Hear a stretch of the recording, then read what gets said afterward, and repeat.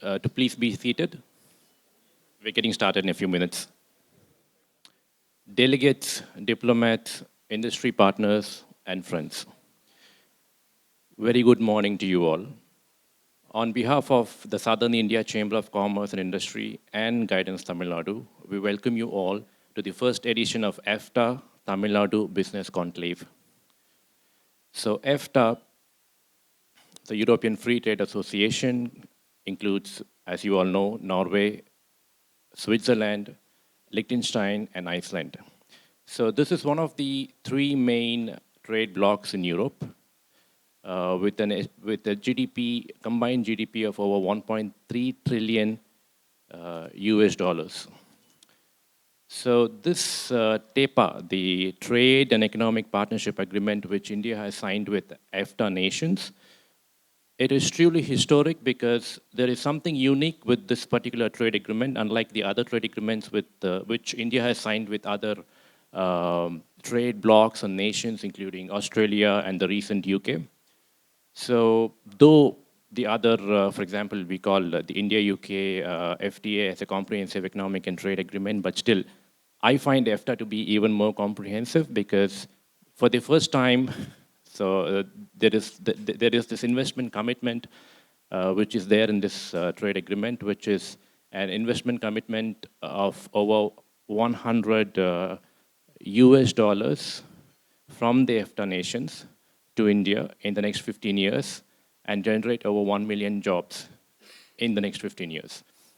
So this is something very exciting and something which makes a lot of us curious to know about what exactly is in it for us. So Tamil Nadu, being the second most industrialized state in the country and a state with one of the most vibrant ecosystems for pharma, automobile, textiles, etc. So it aligns well, perfectly well with the industry ecosystem of these EFTA nations. So that's one of the reasons we felt it's timely and it's very important for us to have this business conclave exclusively focusing on Tamil Nadu and EFTA. So I would like to begin this session by inviting our knowledge partner, Ernst & Young. I invite Mr. B. Sriram, Senior Partner, Ernst & Young, to make a presentation on EFTA, TEPA, and what is in it for Tamil Nadu. Please, sir. Good morning, everyone. So indeed, it's a good day to talk about what's very exciting agreement which India has got into with EFTA, and rightly so, Jayant has mentioned about what's the unique nature of this India EFTA agreement. So while we will, as part of my presentation, we will talk about what is this agreement all about. We will talk about the economic profile of some of these countries, how it dovetails with India and Tamil Nadu's priorities, and how EFTA countries, the four countries, with India and Tamil Nadu can jointly work together to make some of the commitments made in these agreements work in the next 10-15 years. Okay? So I'll talk about a lot of data, of course. I would sincerely request all of you, if there are any errors in the data, it is not about the accuracy, I just want to give a directional flow. So kindly pardon me, apologies for data inconsistency, asymmetry, or errors. Okay? But the point is, just want to give a size up of the whole thing so that people appreciate where do we stand and what do we do. We are in the era of closing of borders, right? We don't open borders any further, we close borders. And when we are shutting down the borders, as several nations are doing today, free trade agreements like this one comes as a whiff of air, right? And particularly multilateral and plurilateral kind of an agreements are no more in vogue. Even whatever we have in the world are all being pulled back, right? it's going to be bilateral. But when you do a bilateral with a bloc, then it becomes a kind of multilateral. And that's where I think the beauty of this agreement is that India has entered into an agreement with the bloc of EFTA countries, which is almost, though not a multilateral, so to speak, but even within the norm of bilateral agreement, I think it gives a wide open opportunity with 4 countries for India and vice versa. Of course, India is negotiating with UK, it's going to be finalized, it's negotiating with EU, it's going to be finalized, and so on and so forth.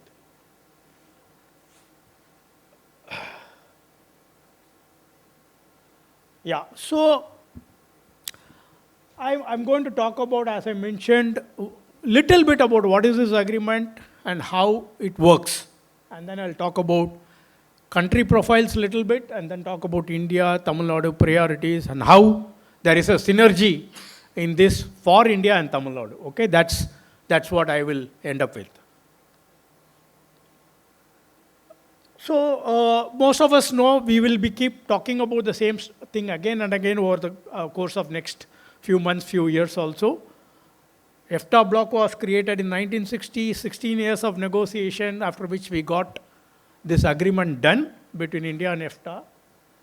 And the broad objective is, as pointed out by Jayant, beyond trade and trade in goods and services, this also talk about investment commitments, it also talk about employment generation in India, because EFTA countries has always had low tariffs for Indian exports.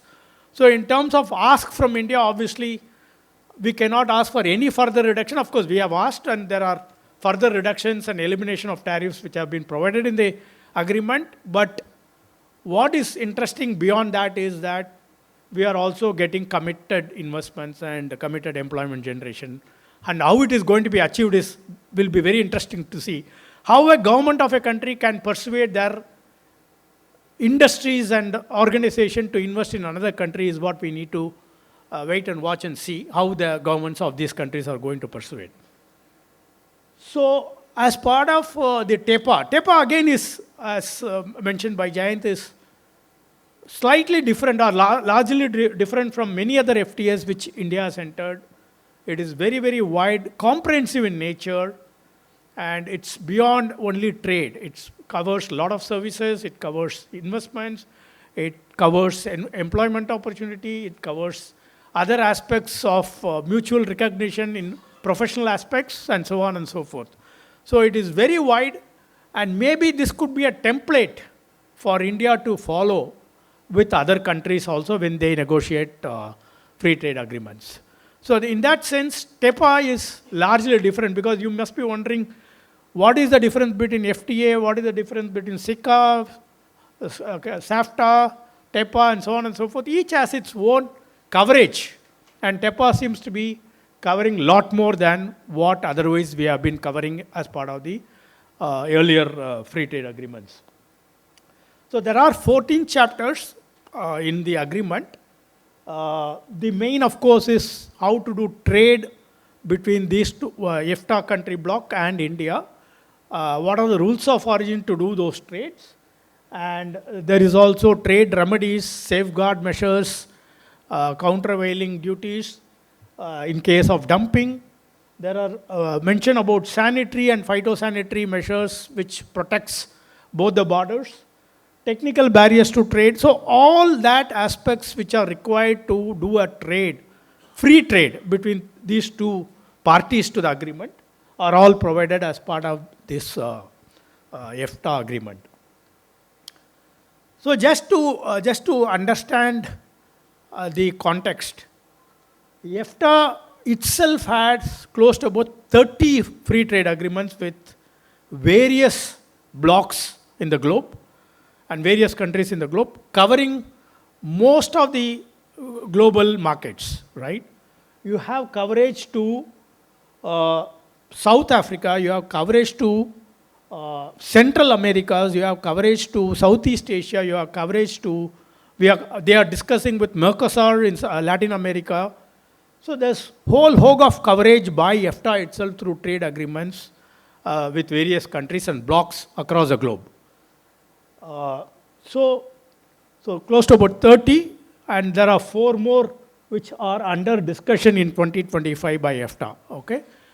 What it means, why I'm mentioning all of this is that, in fact, today I pointed out that when the globe countries, major nations in the world are closing down their borders, what is happening is, for example, Indian companies, okay, today they are not able to export to major countries which have been always a strong destination for exports, say US, right? So now they are looking at how to mitigate the whole Trump tariff, we call it as, right? How to mitigate Trump tariff.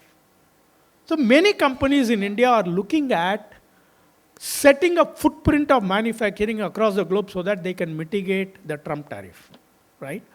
For example, textile companies out in Chennai and Coimbatore belt are looking at how to set up, or automobile company for that matter, how to set up in a country, in a part of the world whereby they can service markets across the globe without being impacted by the deleterious effect of Trump tariff. Okay?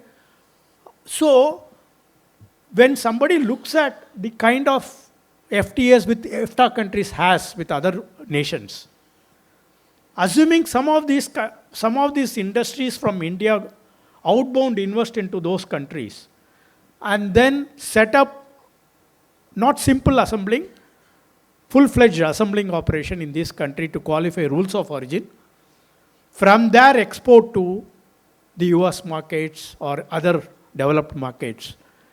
Under those free trade agreements with EFTA countries, I think they'll be able to leverage some of these already negotiated free trade agreements of EFTA. So this is going to be very interesting to watch how EFTA countries' FTAs with other nations can be leveraged by Indian businesses by locating themselves in those countries and servicing a market which from India you cannot service because of impact of tariffs like Trump tariff. Okay? So while we are excited to know $100 billion is going to come into India, I'm equally excited to see how India investors are going to invest into EFTA countries to exploit their free trade agreements with other countries and service those markets as well. Okay? This is very, very interesting for me to personally monitor and watch. Similarly, of course, India has about 16 free trade agreements till now. And one agreement which will be interesting for EFTA country to notice, we have a comprehensive agreement with ASEAN countries.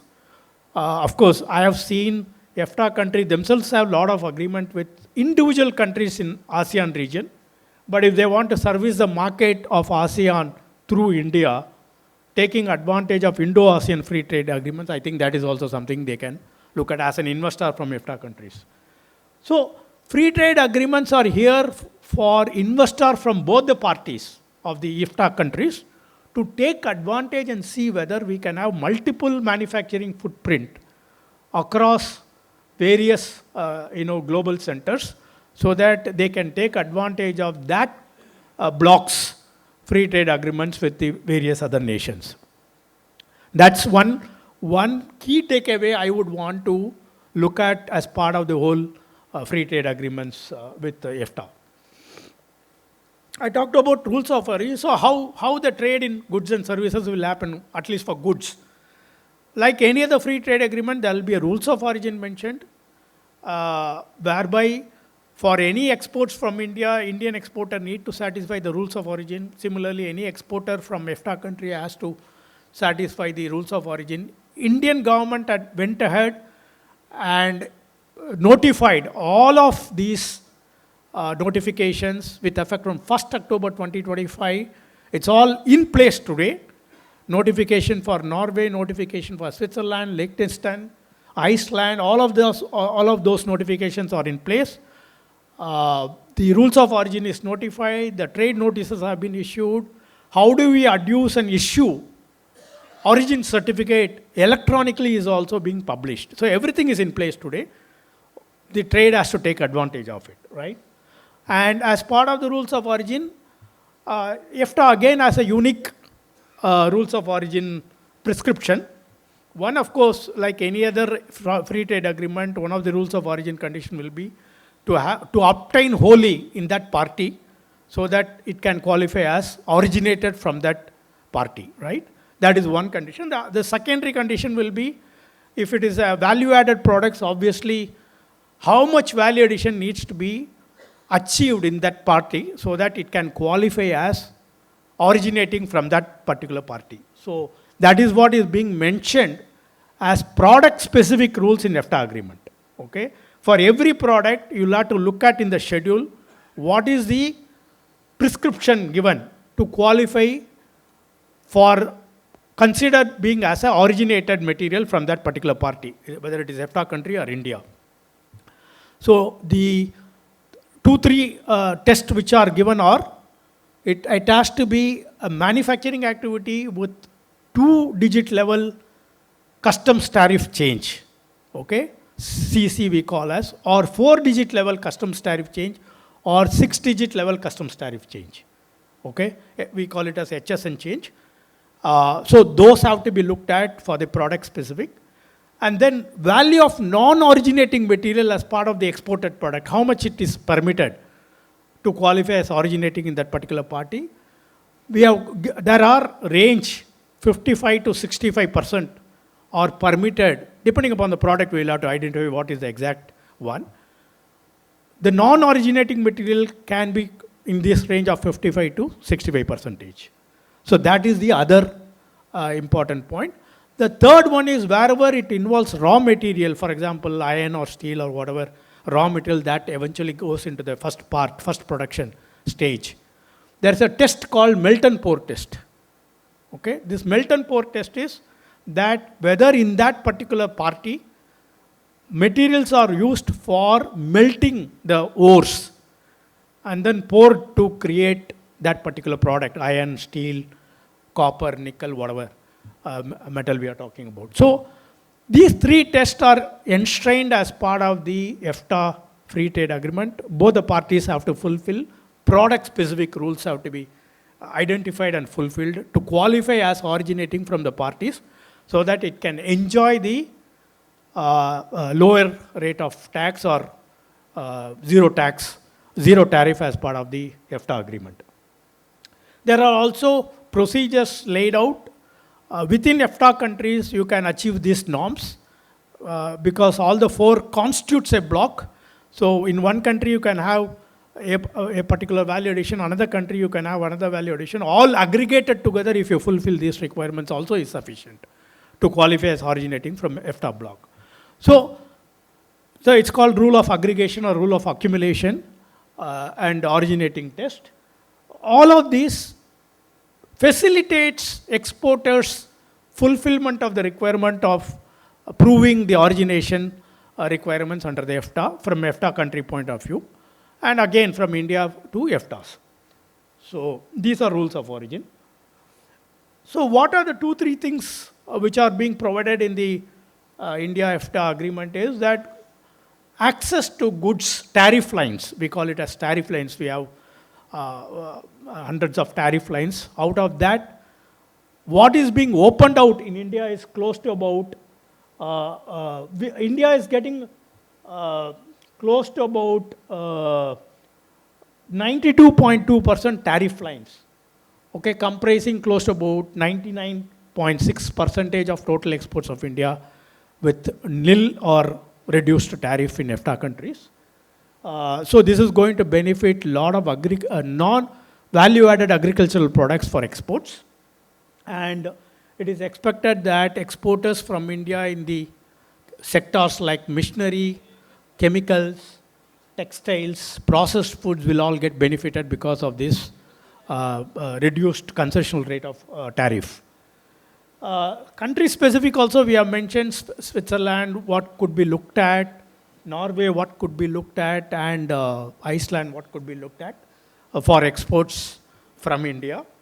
And of course, both the countries, India as well as EFTA, has provided safeguards as to what they don't want to open out.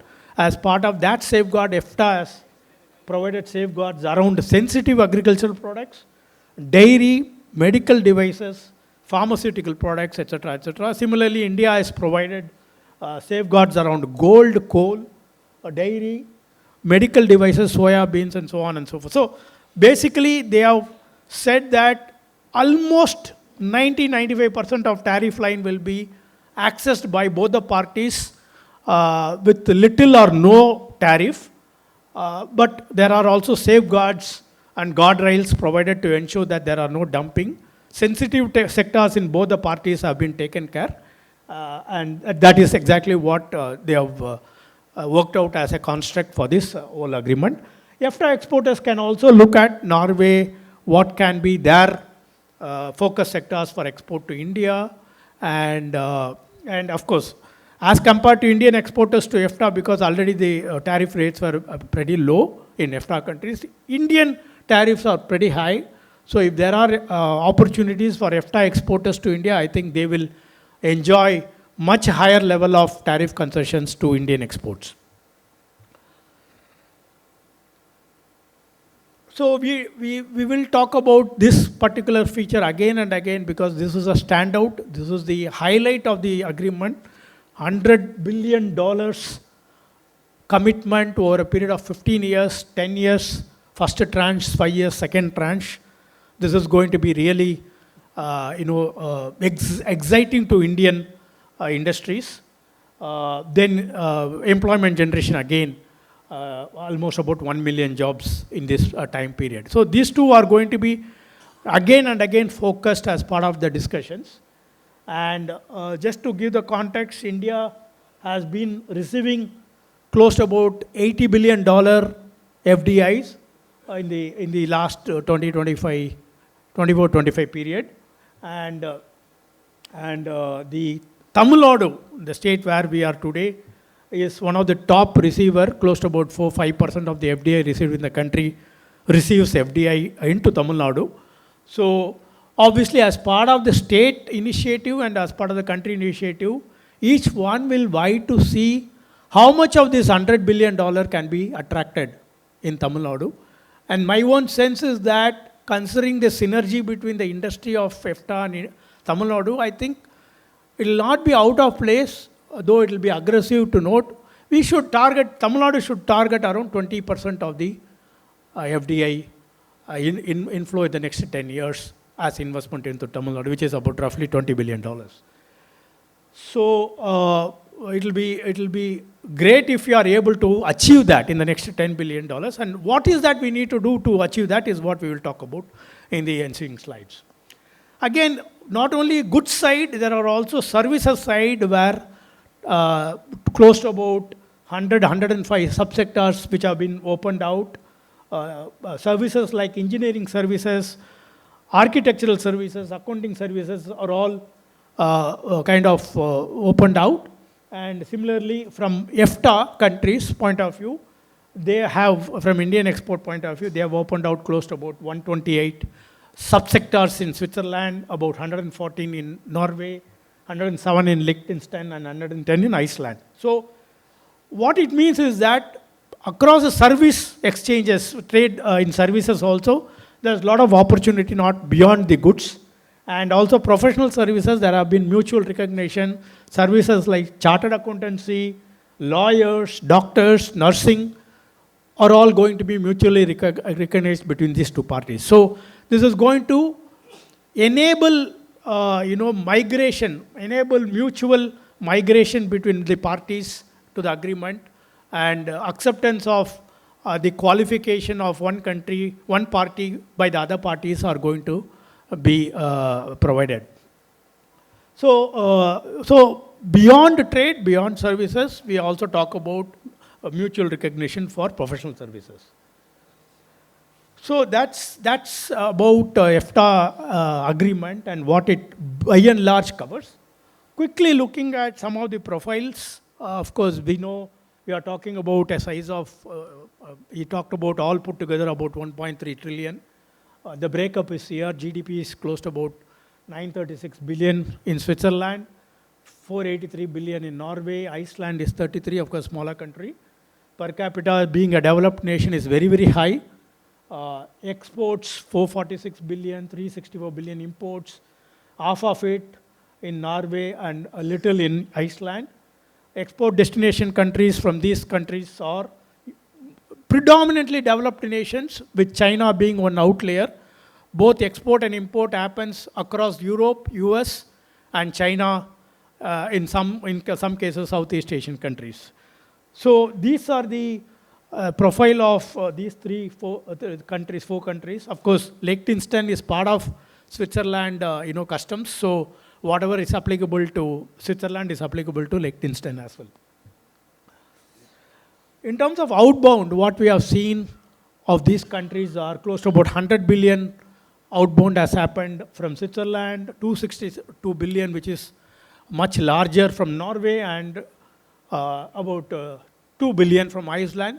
How do we tap some of these outbound investments of these countries into India, and in specific in Tamil Nadu, is what we will be interested to see. And some of the top sectors to which these outbound investments happened are financial services, pharma, manufacturing companies, manufacturing and communication in the case of Switzerland, oil, gas, energy from Norway, and agriculture and construction from Iceland. Top countries to which the outbound investment flew were USA, Singapore, Europe, so not much to India. And that is where the focus is going to be as part of this $100 billion commitment. So, of course, we will talk about it. It's quick look. I'm not getting into detail. What are the top 10 import products by Switzerland? Total import is close to about $369 billion. Top 4-5, you can take a look. Pearl seems to be very high in the rank for imports, and of course exports also from Switzerland. Pharma products, nuclear reactor, boiler, vehicles, electrical machinery, so on and so forth. And again, if you look at the country from where imports, the outlier seems to be China. Other than that, it's all US, European countries. How do India exports, or rather EFTA imports from India, is what is going to be the key aspects to be looked at from the EFTA agreement point of view. And how do India gets into a play in this import scenario? Similarly, exports, again, to European countries except China. How EFTA countries can take advantage of this agreement to export to India, and India being one of the exporting countries in this list, is what we need to work on. Again, I talked about pearls, pharmaceutical products, organic chemicals, so on, and clocks, watches, so on and so forth. All of this. The idea is that you could clearly see that India is not having a play both in export, import, and FDI of EFTA countries. The main purpose of India EFTA agreement is to improve and take advantage of, to get both trade in goods and services contribution higher as well as the FDI contribution higher. So similarly, Norway, top 10 import. It's a pretty much same story. India has no play. It's all Europe, US, and total is about $100 billion imports. And export is close to about $168. Where is the play for India here is what Indian government and Tamil Nadu government should look for. And then look at the industry, how they facilitate those industries to become one of the top exporter to EFTA countries. And that's where we have to work on. Iceland, again, the data point. Though it's not very high in the rank, but still there is a bit there, $10 billion import and about $7 billion exports. Okay. So in terms of economic profiling, in India and Tamil Nadu, just to get a context, we have already crossed $4 trillion in 2025. Per capita being, of course, still not any which way matching some of the developed countries, very, very low. Exports, close to about $800 billion, imports 900, so there is a balance of trade issue there. Foreign direct investments into India is close to about $80 billion, and the top exporting country from India is USA, UAE, Netherlands, Singapore. Can we have EFTA countries also out there? That's the question, $1 million question. How much is Tamil Nadu vis-a-vis India? It's close to about $355 billion GSDP. We call it a gross state domestic product. Per capita is low. I mean, it was lower than India, but it picked up in the later part of the 2025. Export is close to about $70-80 billion. Imports data not available. FDI is close to about $3.6 billion, which has been received into Tamil Nadu. And top export destination countries for Tamil Nadu exports are US, UK, Dubai, Singapore, and so on and so forth. So, again, this is to get a context. Where is the play with EFTA? That's a question again and again we need to keep asking, so that how do we leverage this agreement to take advantage? And both on import side and on export side, we need to see EFTA countries' name out here. So, in terms of focus of Tamil Nadu, okay, Tamil Nadu has been largely focusing on electronics, semiconductors. We have separate policies for electronics and semiconductors, global capability center, GCCs and R&D, footwear, renewable energy and electric vehicles. We have separate policies. How do we want to attract? What do we want to attract? What kind of incentives are provided as part of these policies from Tamil Nadu? And how it syncs up with the EFTA focus sector is what we are trying to analyze. So Tamil Nadu looks for sunrise sectors, all of that which will appeal to EFTA countries, as we see in the next slides. So typically for EFTA countries to invest into Tamil Nadu and take advantage of this industrial policy of Tamil Nadu, which provides for incentives for investments, which ranges between 15 to 45% of the investment itself as part of incentive, depending upon the policy and how much of employment generation being created, how much of investments is being made. Depending upon the sector, we have details out here. So by and large, in any of these sectors, if EFTA country investors are investing in this kind of investment range and in this kind of employment generation activities, close to about 30-40% of the investment can be recouped as part of incentive from Tamil Nadu government. And that worked in tandem with central government incentive. We are talking about close to 60-70% of the investment being recouped back based on the incentives to be provided by state government of Tamil Nadu and central government. So which will be very interesting for investors to note, because what is the payback as an investment beyond the business payback as a subsidy or investment, capital subsidy. So I'm not getting into the detail, but each of the sector, each of the policies provide for in detail what is the investment requirement, what is the range, where should the investment happen, zone A, zone B, zone C of Tamil Nadu, what kind of incentives will the investor get over a period of time is what is contained as part of the policy. So maybe when we are attracting investment into Tamil Nadu, the investor from EFTA country should analyze these payback as part of their project cost and then take advantage of these incentives. So essentially the key takeaways are, what is that Norway as a country is looking at, what is its USP in terms of its sectoral preferences. Similarly, Switzerland and Iceland, right? So Norway is looking at something in manufacturing in chemicals, paper and pulp, food and automotive industries. In services, financial services, more in the nature of investment banking, asset management and insurance services, real estate, in holdings, commercial holdings. All of these are areas of interest of Norway for investment. And these are the areas of interest for Tamil Nadu as well.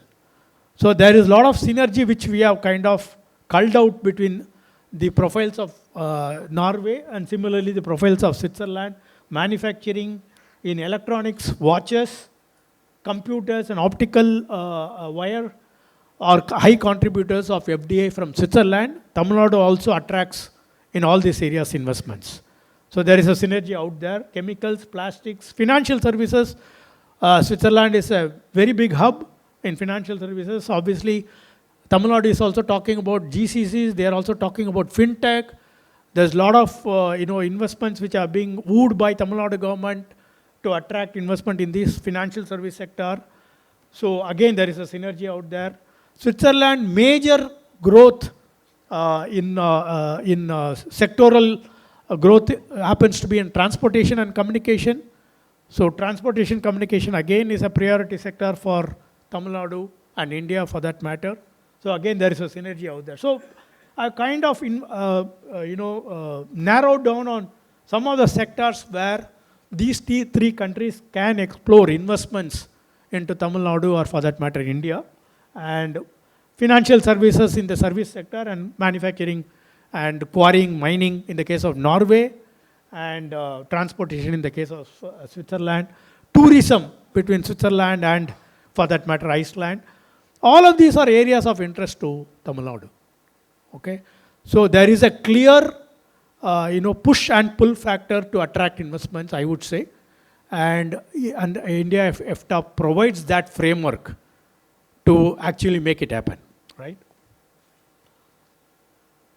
So as Tamil Nadu government, what we have to do to make this happen? One, of course, we are going to do an outreach program we should do, and as part of the today's deliberation, we are going to suggest outreach between B2B forums in EFTA countries and Indian countries, Indian businesses, and also MSME to MSME is also another very important platform to be worked out between these two countries. There has to be real-time communications, real-time clarification required for people to invest or to do trade between India and EFTA. So there has to be a platform created, and then road shows to be created to bring awareness amongst the businesses to do inbound and outbound businesses between India and EFTA countries. And Tamil Nadu would want to position itself as a gateway of investments from EFTA countries into India.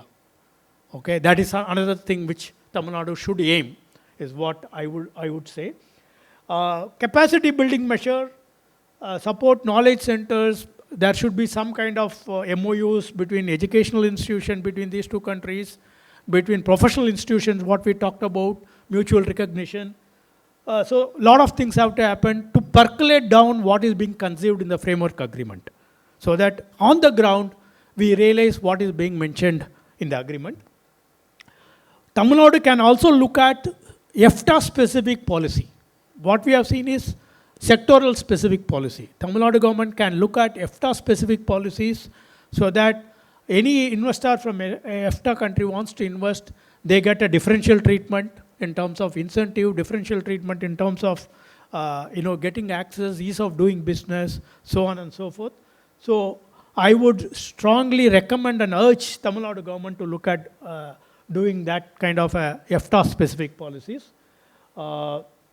And last but not the least, Tamil Nadu should come out and then do beyond what is being provided in the agreement in terms of creating a desk for communication between EFTA investors and Indian investors, EFTA Business Organization and Indian Business Organization.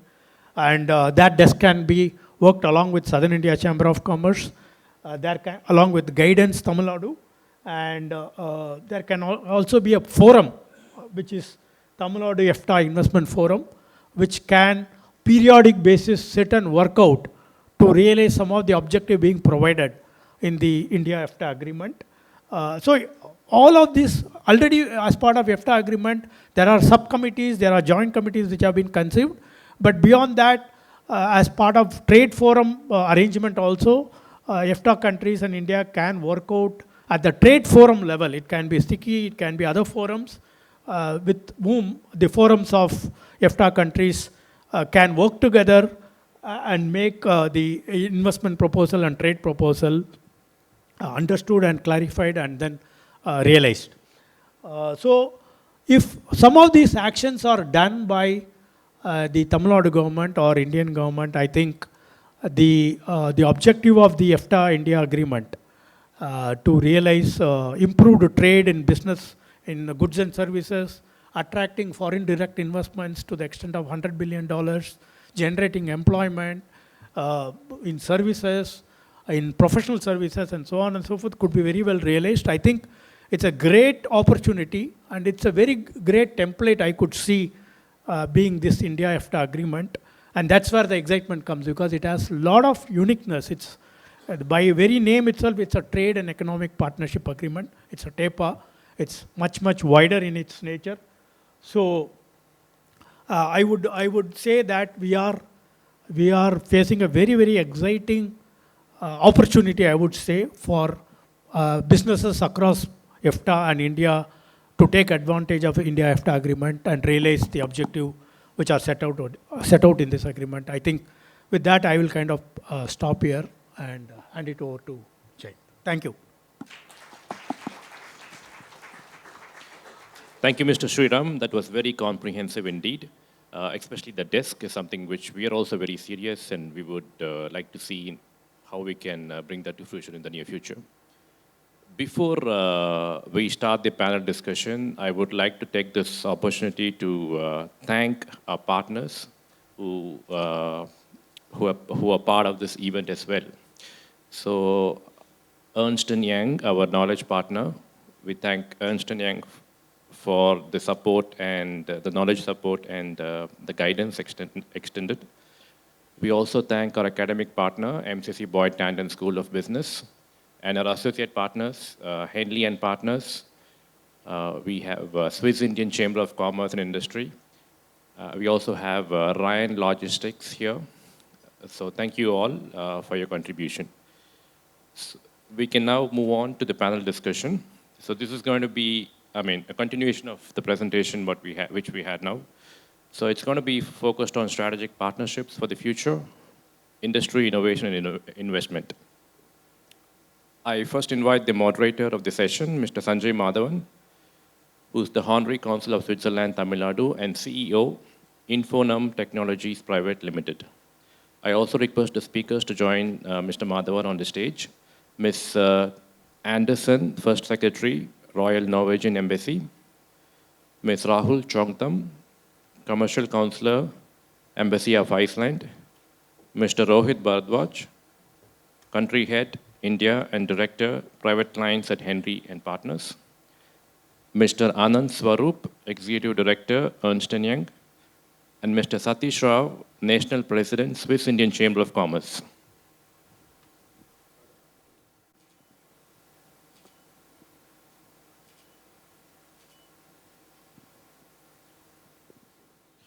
Good morning, everybody, and welcome to this panel discussion. I'd like to invite Ms. Sylve Christine Andersen from the First Secretary, who's the First Secretary, Royal Norwegian Embassy. Welcome. Mr. Rahul Chongtham, the Commercial Counselor, Embassy of Iceland. Welcome. Mr. Anand Swarup, Country Head, India Director, Private Clients for Henley and Partners. And Mr. Rohit Bharadwaj, who is the Country Head and India Director, Private Clients, Henley and Partners. Mr. Anand Swarup is the Executive Director of Ernst & Young. And Mr. Satish Rao, the National President of the Swiss India Chamber of Commerce. SICCI, not without the I.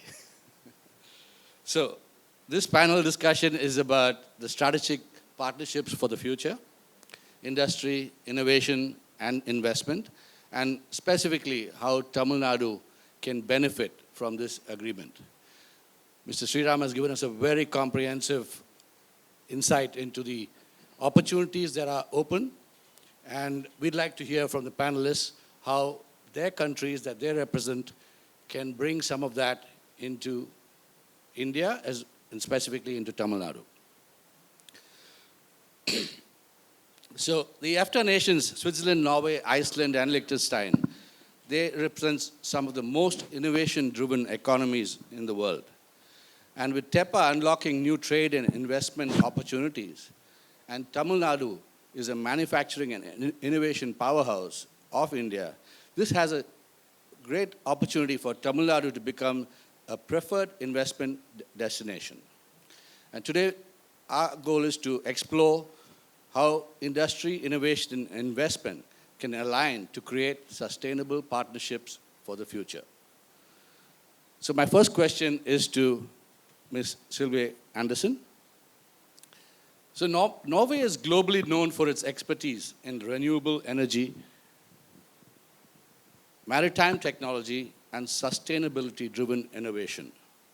Tamil Nadu shares these priorities with ambitious renewable energy targets and a strong port infrastructure.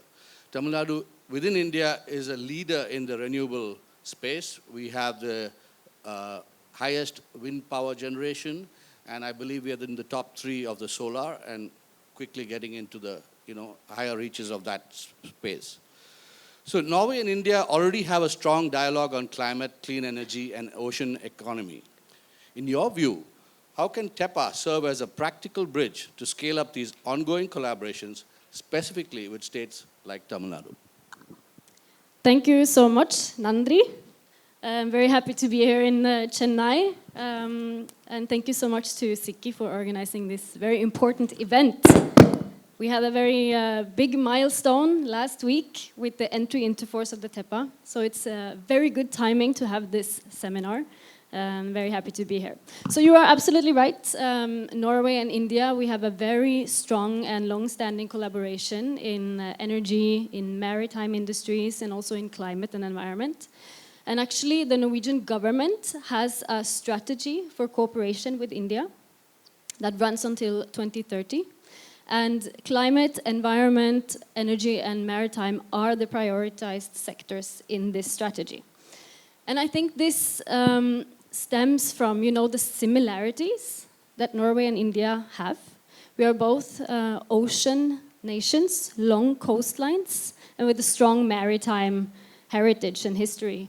And for Tamil Nadu, this is especially apt because Tamil Nadu is also an ocean state and with a very strong maritime heritage as well. So this is where we see the complementarity and where Norway and India and Norway and Tamil Nadu can cooperate. And we have lots of government-to-government cooperation in these sectors, in energy, in oceans, maritime. And the way we work is that we work together with the government, but also very closely with the industry itself to create more opportunities for green growth in India and in states like Tamil Nadu.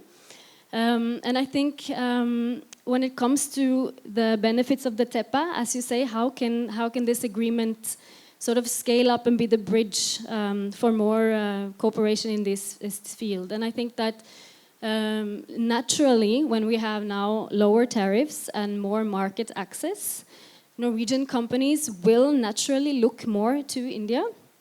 And we will see scaling up of these ongoing collaborations in these fields. And for Tamil Nadu especially, I think it's a very important state. It's one of the prioritized states for Team Norway in India.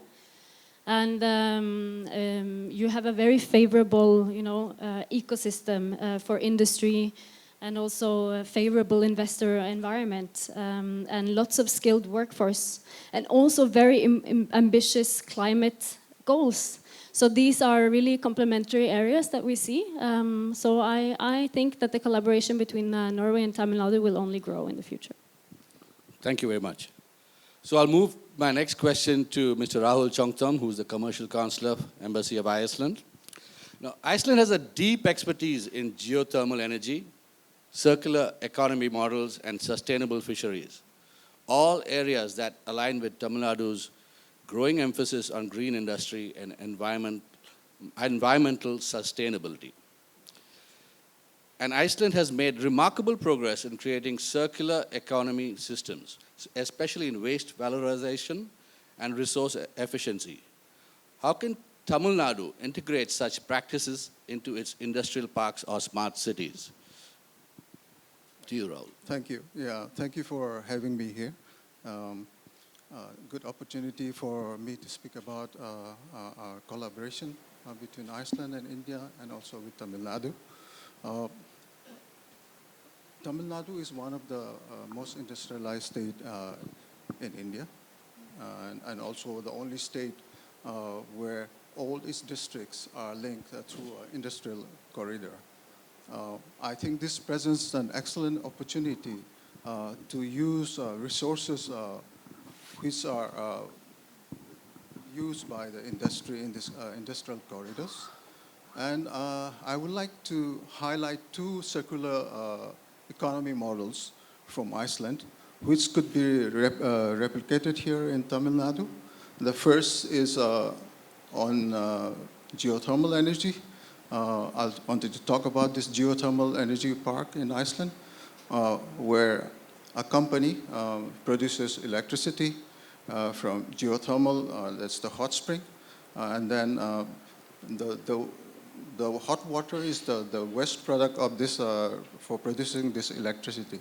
And this hot water is being used by several other companies, companies based in this park, in aquaculture, greenhouse, and then also medical products and cosmetics are also extracted from this mineral, from this water. And we also have this famous Blue Lagoon, which is a spa and wellness using this hot water, which is the wastewater. And this electricity and hot water is also supplied to the municipalities in the city of Reykjavik. And lastly, there are some emissions which comes out of this power production, some CO2, which is then captured and can be converted into biofuels. Or maybe we can even store it using one of the proprietary technology that Iceland has produced, like the CO2 can be mixed with water and then injected into specialized rock, especially like basalt rock, which is available in Iceland, or any other reactive rock. So this is a complete use of the geothermal resources, a complete cycle. And the second model that I want to share is the use of 100% fish. This is a project of the Icelandic this cluster, ocean cluster, is an innovation here. So they have this 100% fish. So every part of the fish is used. So, for example, leather is produced from the fish skin. Then we can produce cosmetics and medicals. Then omega-3 oils. And many others, even like quality seafood. So what I would like to propose is we can also use a similar model for the industrial corridor in Tamil Nadu. For example, by capturing the emission, the CO2 from these industries located in this corridor, and then maybe converted into biofuels or methanol, which then can be used as a fuel for transportation or even for generating electric power. And similarly, I think Tamil Nadu is one of the largest exporter of shrimps. And then the waste material, the shrimp, especially the shrimp heads, can be reused. Like in Iceland, they produce chitosan, which is a product widely used by the pharmaceutical sector. So these are two examples that I wanted to share. And then I think some of the nodal agencies of the state can work with us, and also maybe SICCI can take a lead on this. Yeah. Thank you. Thank you very much. That's wonderful. My next question will go to Mr. Rohit Bharadwaj. He's the country head, India, and director, private clients for Henley and Partners. So Henley and Partners specializes in global investment, migration, and advising on cross-border wealth and business mobility. Crucial aspects as new trade agreements encourage cross-investment between India and EFTA. So my question is, how does the India-EFTA TEPA change the outlook for global investors, considering India and particularly Tamil Nadu as an investment base? Right. Firstly, thank you for the question. I'm very happy today to be part of this session of the Tamil Nadu and EFTA Business Summit, which is actually happening just within a week of getting effective. Now, most of the points I wanted to say has been covered by Mr. Shriram, I guess, in his slide. But I think when we talk about where we are in India as a growing objective of 5 trillion, economy in 2047, and how such initiatives, crucial initiatives, are very critical for that driving that growth engine. Now, we've talked about the investment, we've talked about the trade. It's a massive opportunity, I think, for a lot of entrepreneurs, MSME side, and also the ecosystem to grow that export corridor, so as to speak, within Tamil Nadu, and of course, definitely in other states in India. But the other third category, which I wanted to also talk about, is the mobility aspect. So I was actually very happy to see that within the EFTA, there's also a opportunity to talk about, and also a free movement access in terms of the mobility. Because a lot of Indian entrepreneurs who might be sitting out here, whether they are business owners or startups, the biggest pain point is traveling. Henley and partners, we've been doing a lot of very thought leadership in terms of the passport index. And we talk about India being very low ranked in terms of the mobility. So I think through these initiatives to also kick drive that innovation, mobility and travel is also very critical to make decision makings when you're meeting with suppliers, looking at an opportunity to travel. So I think if through this kind of forums where SICCI has a very large role to play in terms of fast tracking and creating those desks, I think having a kind of a highly skilled corridor, so as to speak, can also be a more of a innovative steps where leveraging and knowledge transfers of business acumen and also people both ways that actually can help fast track the momentum of the binding commitment as a state which they want to also achieve. Thank you very much.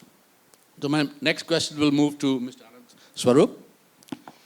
So EY has been closely associated with analyzing the India-EFTA TEPA framework and its long-term economic potential. The firm brings a macroeconomic and policy-level perspective on how Tamil Nadu can capture a larger share of the expected 100 billion investment. And Mr. Sriram's slides clearly already showed most of this information. But in your opinion, which sectors in Tamil Nadu stand to benefit the most from the EFTA agreement, and where should we concentrate, basically? Thank you. I'm very happy to be here. In fact, the happiness is doubled. Last year, in my previous avatar, I was working in the Government of India, Department of Commerce, negotiating the India-EFTA FTA. And I was part of the signing ceremony which happened in Delhi. And Wonderful. Today, we are here where EFTA is now getting implemented or has been implemented. And that gives a lot of satisfaction that your efforts have now or are now bearing fruits. Coming to your question, that how is EFTA going to benefit the state of Tamil Nadu? In my opinion, we have to look at it at 3 different levels. One is the existing trade. How much are we exporting to EFTA? And the numbers are not very encouraging. I was looking at numbers. Switzerland, global imports, 369 billion, imports from India, 3 billion, 0.2% of their total imports. Out of 97 chapters, HS codes, on 39 chapters, our exports are less than 1 million. Look at Norway, 98 billion of exports. Of imports, our exports, 863 million, 0.87. 52 chapters out of 97, we hardly export anything, less than 1 million or even 0. Iceland, 9.8 billion, our exports, 43 million, 0.44. 81 chapters out of 97, our exports are nil. So that's the opportunity which EFTA is now offering. What happens is in most of the FTAs, once an FTA is signed, it gets a lot of focus from the Indian industry on both sides. because presently our industry also gets focused either on the US market or on the EU market. And there are other markets also which somehow get below the radar. And this is an opportunity where it brings focus. On the specific sectors which we talk about, you talked about, I think there is a lot of complementarity between what Tamil Nadu can offer and what EFTA wants to invest. Some of the key sectors in our preliminary determination are pharmaceutical, healthcare, diagnostics, renewable energy, electrical vehicles, components, chemicals, plastics. These are some of the sectors, precision engineering. These are some of the sectors on the manufacturing side. Similarly, on the services side, there is a lot of opportunity. Switzerland always gets ranked as the most innovative country in the world. For 15 years, they are on the top. Norway is at number 20 in the world. So they have a lot of innovation. They have a lot of capability on innovating. So GCC, Global Capability Centers, is one opportunity. Financial services is another opportunity. Mobility is another opportunity. So I think these are some of the areas where there is a complementarity, what Tamil Nadu can offer and what EFTA wants. And that's where we should focus on. Thank you. Could I ask a quick follow-up question on that? We heard that EFTA already has fairly low tariffs for India. What do you think is the main reason we don't have higher exports? As I mentioned, most of the time what happens is our industry is mostly focused on two big markets, US and EU. So all other markets generally get off the radar. Earlier in my earlier avatar, I was the chief negotiator for several of the FTAs, especially Japan and Korea. Those are big markets, but our exporters don't focus on those markets because they see language as a barrier, standards as a barrier.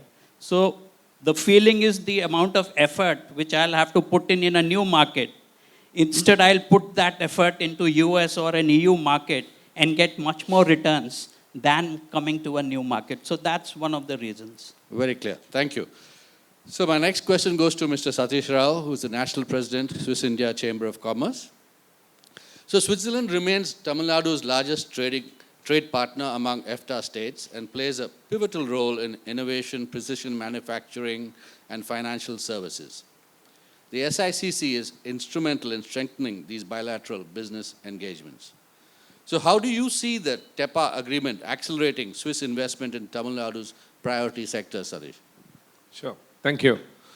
So first of all, I just say that it's not a coincidence that the organizers of this event is SICCI and I represent SICC. So we are born to collaborate in this amazing world. So it's not a coincidence. I call this as a karma bonding.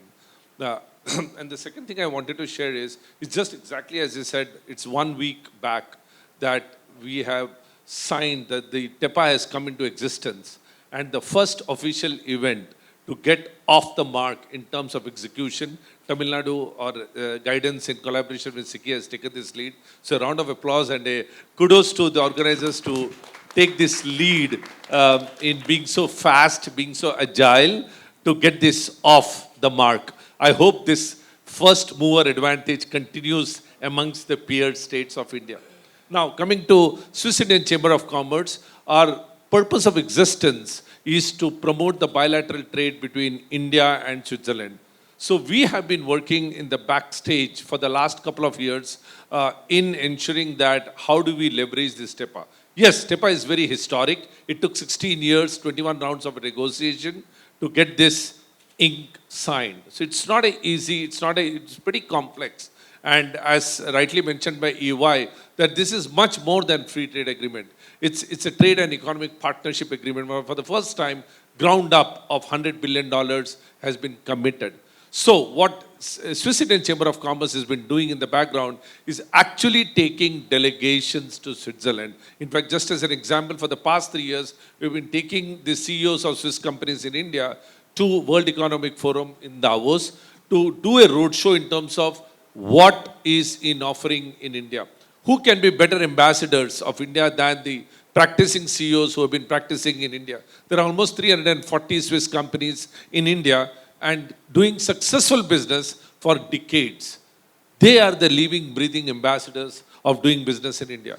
And I'm very happy to share that just as the agreement was signed and got into effect now, but during this period, Swiss Indian Chamber of Commerce has been done lot of road shows, lot of round tables, seminars, the talks by the knowledge partners, which has actually resulted in already an investment commitment of $2.1 billion already as a part of this TEPA. In fact, I had the opportunity to meet Mr. Piyush Goyal in Delhi a few weeks back, and they said that it is just off the mark and you've already accomplished 2% of your target of $100 billion. So that's the potential this country offers, and our only reason of existence is to promote this bilateral trade between the two countries, which I think is automatic partners. And Tamil Nadu, as rightly said in the earlier speech by Ernst & Young, that it offers GCC advantage, it offers technologies, it offers manufacturing base, it offers mobility. And these are the priority sectors for Switzerland. And this is where the lead states like Tamil Nadu can massively leverage on this TEPA agreement. The environment is good. We also understand there are financial incentives for the companies to offer. So this is the time to invest. Now there are two kinds of investment. One, from fresh companies which are not existing in India. Just to give you statistics, there are 1,200 Swiss companies operating in US, and there are only 350 Swiss companies operating in India. That shows the delta. Now these are the companies which are already doing business abroad, and they can look at India now as the new destination. That's one area of opportunity. The other area which can be targeted is the existing Swiss companies, which would increase or expand their operations through greenfield and brownfield operations. So both these are equally important to enhance the Swiss investments in India. And I'm absolutely bullish in the capacity of President for the Swiss Indian Chamber of Commerce that the time is now to really leverage on this amazing agreement and foster our mutual business. Thank you, Satish. That's very promising. So back to Sylvie. So Tamil Nadu is one of the leaders, India's leaders in renewable energy and sustainability policy. So how do you see Norwegian clean tech firms and investors participating in this transition under the facilitative and predictable investment environment TEPA offers? Thank you. First of all, there is already a lot of Norwegian companies who are operating in the renewable energy and clean tech space in India. You know, compared to India, Norway is a small country. It's a very small country. It's like the elephant and the mouse. But Norway is a large energy player. We started over 100 years ago with hydropower, and most of our power in Norway comes from renewable sources. Over 90% hydropower and 10% wind. We ventured into oil and gas. We have lots of expertise in the offshore sector, and also recently now more in clean tech, in batteries, in hydrogen, in EVs, for example. And all of these things are things that we can offer technology-wise to India. India has very high ambitions for green transition and for reaching the climate goals. And I think that it's extremely important, not only for India, but also for the world, that India succeeds in this transition. So Norway, we want to be a partner for India on this journey and help contribute to a greener and cleaner future in India. And I have a few examples of cooperation that is already going on, and one example from Tamil Nadu. There is one Norwegian company, big energy player called Statkraft. Their first large-scale solar park in India was here in Tamil Nadu. So this is already great examples of cooperation in renewable energy that is going on, and that I foresee will increase and grow with the TEPA. And then we also have a climate investment fund in Norway. It's a government-owned instrument that helps develop renewable energy in other countries. And they have invested more than $260 million in India in renewable energy, in wind, in solar, in waste to energy. And also, most importantly, they are investing in upgrading the transmission lines and the grid infrastructure in India. And I think that's one of the main challenges. You need to be able to connect all this renewable energy capacity to the grid and distribute it in order to make it happen and have more of the energy produced by renewables. So these are areas of potential collaboration. Offshore wind, of course, is also a potential area. We know that Tamil Nadu has lots of potential for offshore wind in addition to onshore. And as I was mentioning, EVs, Norway, you may know, is the EV capital of the world. Again, a very small country, but 98% of new sold passenger cars in Norway are electric. And that has happened because the government set a very ambitious goal of 100% of new sold cars that should be electric within this year. So we're 2% short of that target, but I think it's still pretty good. And we have lots of experience, you know, from this journey to EVs that we can share with India. We have had delegations coming from Norway to share their experiences with the EV transition. And I know that Tamil Nadu is manufacturing lots of EVs now. So e-mobility is definitely another area where I think we can have more dialogue. Thank you.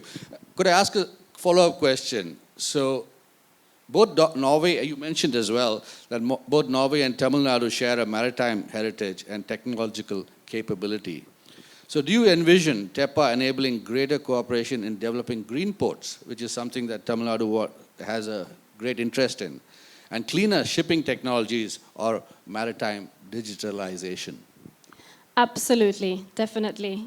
We know that India and Tamil Nadu has very ambitious goals also in the green maritime sector. And I know that Chennai has great plans of developing this mega port.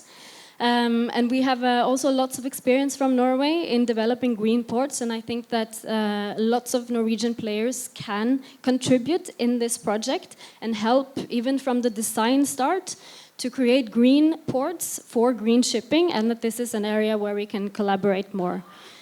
There are lots of maritime companies, Norwegian maritime companies, who are operating in Tamil Nadu. Kongsberg Maritime, DNV, Jotun, Syncrolift, they're operating all over India and also in Tamil Nadu. So definitely a huge potential for green shipping, and also more, ship owners from Norway are looking into actually building their ships in India and also repairing their ships here, and finally also recycling is a huge potential. So this is definitely an area where we will see more cooperation with the TEPA. I don't know if any of you are in the maritime sector or will attend India Maritime Week this year. This will be huge for Norway. We will be there as a country partner. And have a big delegation from Norway. So if any of you in the maritime sector will be there at India Energy Week or India Maritime Week, let me know, also for India Energy Week next year. So definitely, we also do have lots of cooperation on the research side with Tamil Nadu.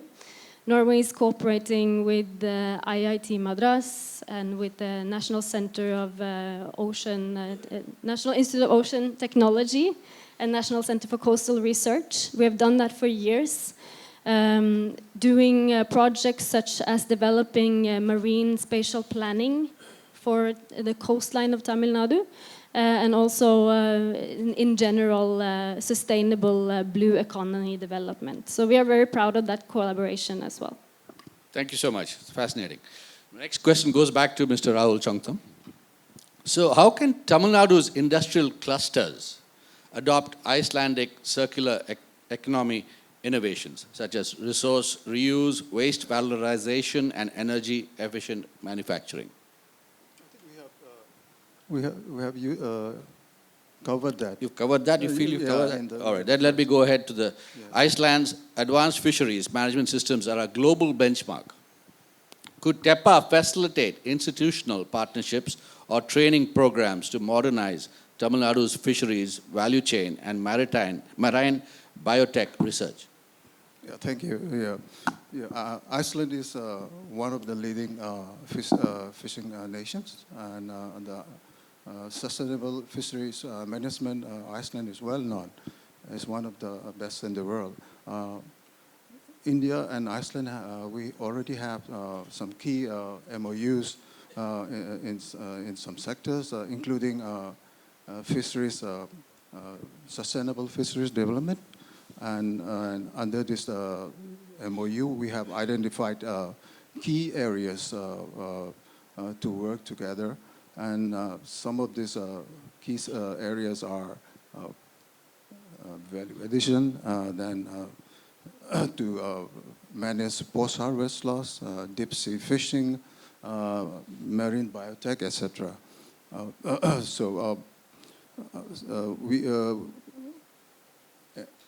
If we look at the Icelandic Ocean Cluster, which is an innovation hub, which I had mentioned earlier, we can work with nodal stakeholders in Tamil Nadu to have a joint venture kind of agreement to bring in, develop the tech sector, sea tech sector in Tamil Nadu, and some of the stakeholders in Tamil Nadu can participate in this event. Thank you. Thank you, Rahul. So my next question goes back to Mr. Rohit Bharadwaj. So what are investors from EFTA countries looking for when evaluating opportunities in India? I think in terms of what we see as a polarized world right now, India is the shining star at this moment. We speak to very interesting global Indian large promoters from all over the world. I was in fact with someone who's part of the Silicon Valley kind of a value chain in terms of the startups. And what we've seen in US is that people are looking at the alternative, and everything is coming to creating a path and how India can actually contribute for countries. And definitely I think for the EFTA nations, this is a good opportunity for their companies to create that important alpha in terms of the return of the investment and capital, plus contributing to the whole technological innovation and talent pool. So that's a very great disadvantage, which I think this will position, because right now as we speak, after the EFTA, you will see certain free trade agreements being closed with EU and UK soon. So I think it's actually for the Indian entrepreneurs and the MSC, and very importantly with SICCI and all the other member organizations in India to facilitate as a fast-track momentum to create that value creation for a lot of exporters and also importers to globally expand their horizons. Because we are also seeing a very interesting positioning separately. The kind of the quantum of wealth creation and unlocking of business value which is happening in India is tremendous right now in the last 3 years, right? So we've been that kind of a capital portfolio country in the whole portfolio of what's happening in trade. And I think I'm very confident that when Mr. Shriram shared about the top countries, India was not there. So I'm very confident in the next 2 to 3 years, we will definitely be part of those top 3 in terms of the export or the import destinations. Hope so. My next question goes to Mr. Anand Swarup. So specifically, how can Tamil Nadu enhance its policy framework to ensure faster and more impactful investment inflows from EFTA countries? Yeah, thank you. As Mr. Shriram mentioned, what is needed is that we need to expand bilateral engagement with EFTA countries. It could happen through roadshows, it could happen through sectoral missions being launched on both sides.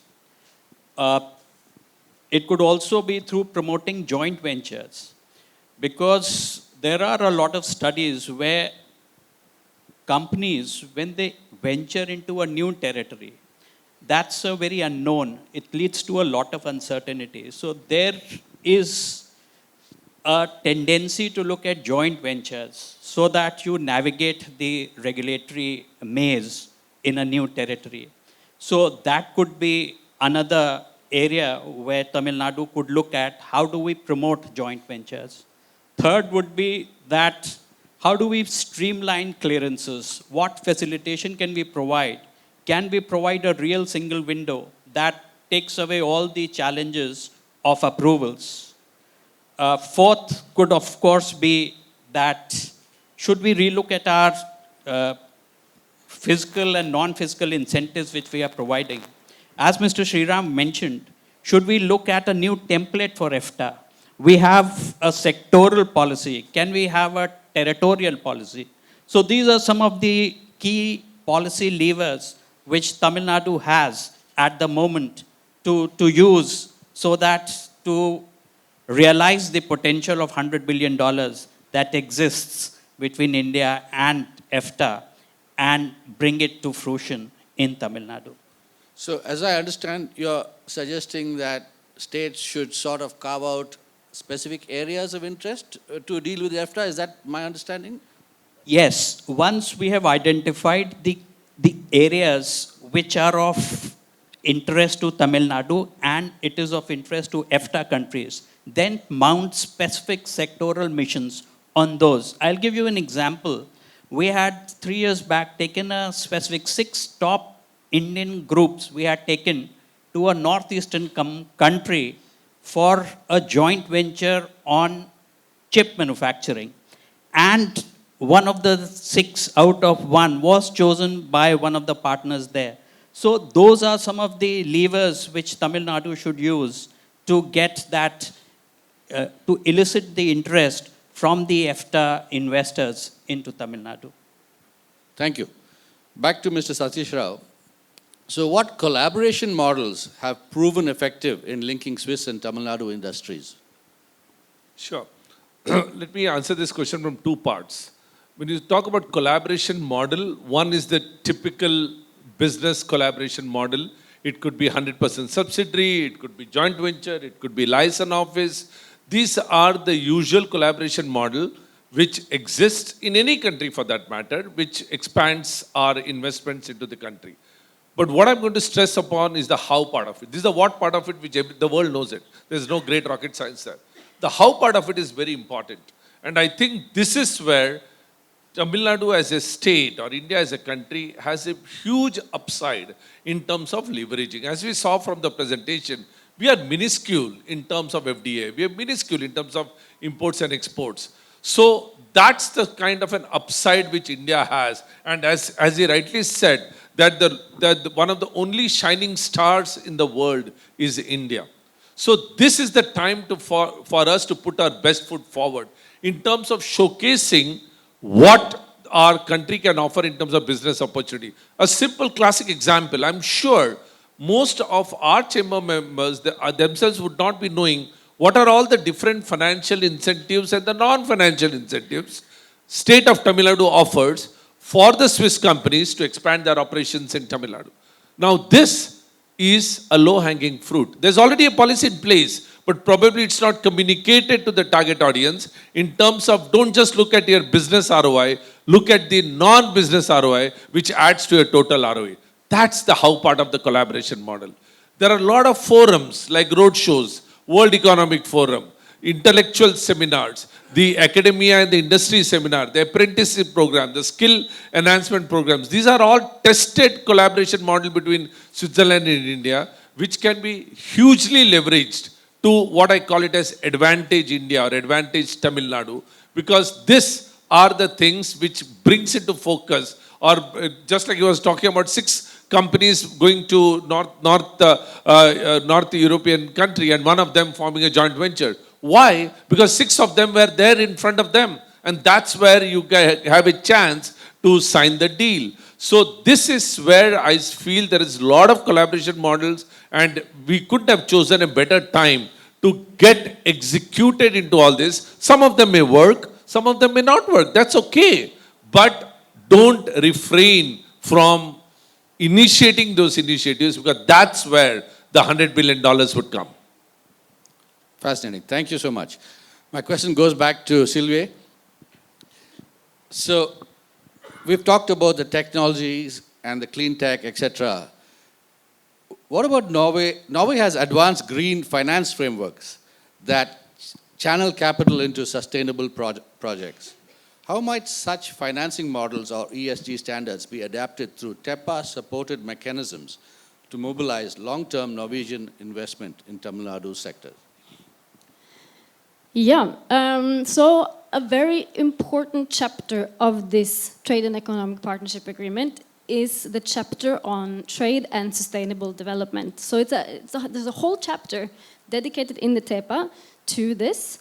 And in this chapter, all the parties, they commit to promoting trade among them that will help build a sustainable trade model, right? So we have committed to, among ourselves, trade in a sustainable way. And that means upholding ESG standards, that means adhering to laws and regulation on environment, but also, for example, on labor rights. So it's a very important part of the TEPA. Now, ESG standards, I think, inherently are very good because they are part of what makes the framework more predictable for investments. And having very strong and stringent ESG standards, I think, actually helps to sort of channel and catalyze investments into those sectors that actually create green growth. So by having those standards, you will naturally have the investment flow into those sectors, like renewable energy, like clean tech, like green maritime, etc. And that is what we want. That is a win-win for Norway and for India and for Tamil Nadu, because that is also the ambitions of this government. So Norway, you're right, we do have a lot of green finance mechanisms. We have guarantee schemes for renewable energy development. We have different finance export initiatives, etc., that all focus on green industry and green sectors. And we also have the Climate Investment Fund that I mentioned earlier, which is also one of those instruments that actually helps channel Norwegian capital into green projects. So I think there's lots of potential in this TEPA for the EFTA countries and India to work together on green financing, on developing green projects, and also on talking about sustainable trade and talking about ethical trade and having that dialogue. Thank you so much. Now, before we wind up, I'd like to open it up to the audience if there are any questions. Does anybody have any questions?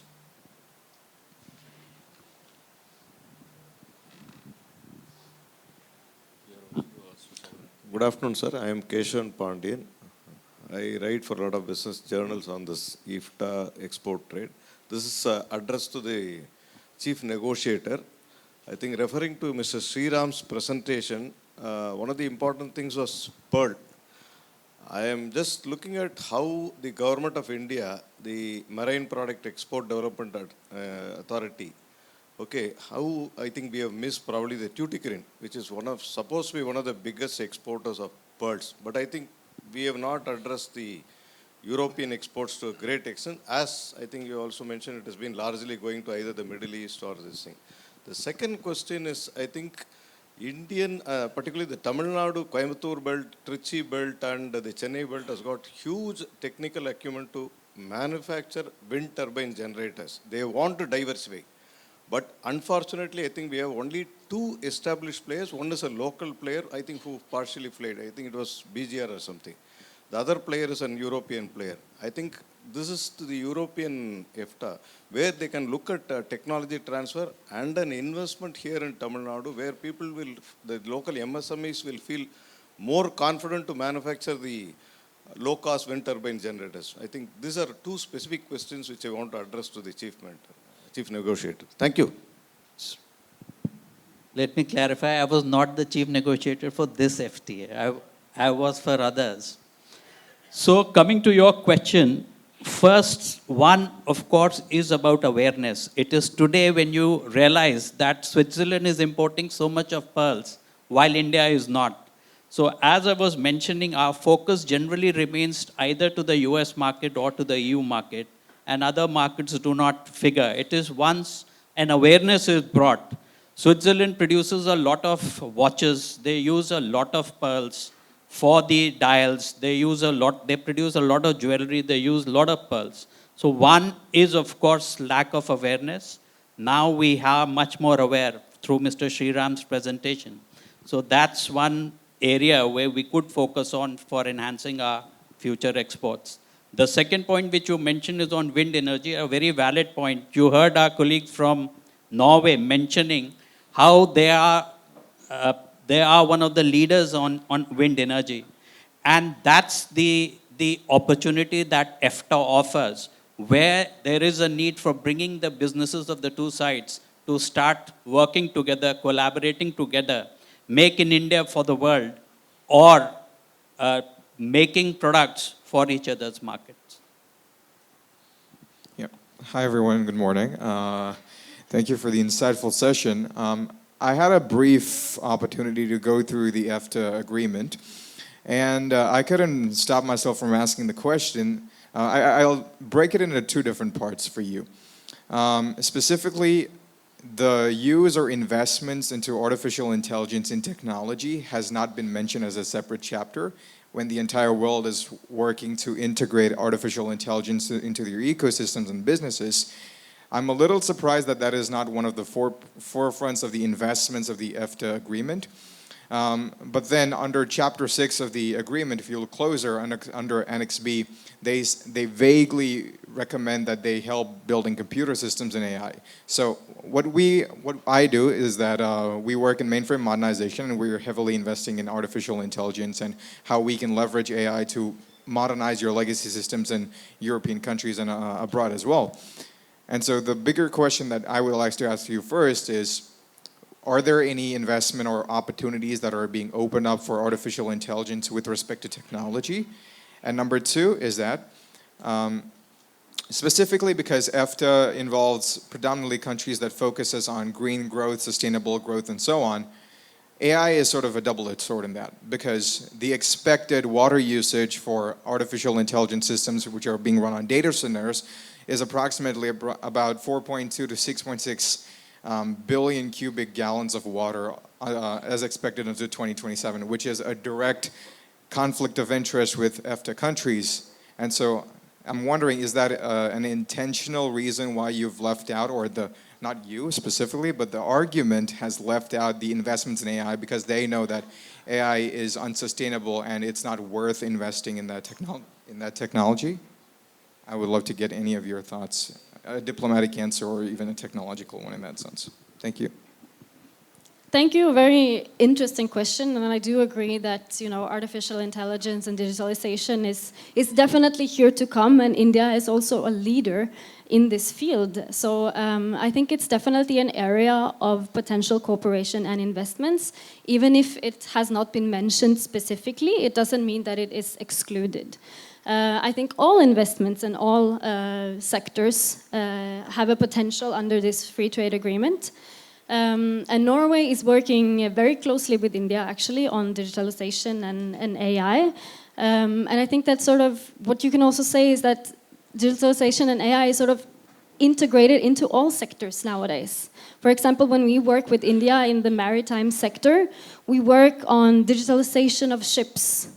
This is also part of using AI and using new technology to make intelligent ships and also make greener ships. So it's all integrated in a way. I don't know, the details of how these negotiations have had discussions on exactly digitalization and AI, but I think that it's going to be integrated into everything that we do with India going forward. Let me just add. And let me clarify, when we negotiate FTAs, there are no sectoral investment commitment. It is a unique FTA between India and EFTA, where there is a commitment by the EFTA governments for 100 billion investments. But that's very unique. In no other FTA, which has been previously signed by India, where there is a commitment. Because most of the governments are of the opinion, how can we commit on an investment which is a private sector decision? So that's the uniqueness of this FTA. But if you look at the agreement, it only talks about $100 billion. First 10 years, $50 billion, and then the next 5 years, another $50 billion. It does not give you the sectors. So as she was mentioning it does not preclude AI as a potential area where investments can come in. The purpose of the FTA is to guarantee you a stability, a certainty of a regime. So that's what happens under an FTA, where countries commit to a certain regime, and that commitment cannot change unless the two sides agree. Just wanted to add one point from a third bird's eye view. See, nobody is stopping you to create supply chain, innovations in AI, because globally we are still far. We need to do a lot of work to connect, to support, the MSME or the entrepreneurs sector to go global. So I always use the word global. The strength is still manufacturing at the end of the day. And look, what's happening right now globally, it's, where borders are getting closing. But it's all about the niche expertise of the manufacturing in terms of the whole dynamics is changing in terms of the rule-based order. But it gives a lot of opportunity for people who are in the AI to basically experiment and support that ecosystem, for a lot of our, homegrown MSMEs or the startup to kickstart that kind of opportunity and leverage that technology at a cost optimization as well. Good morning to everybody. My name is Bora from Panbo Organic Private Limited.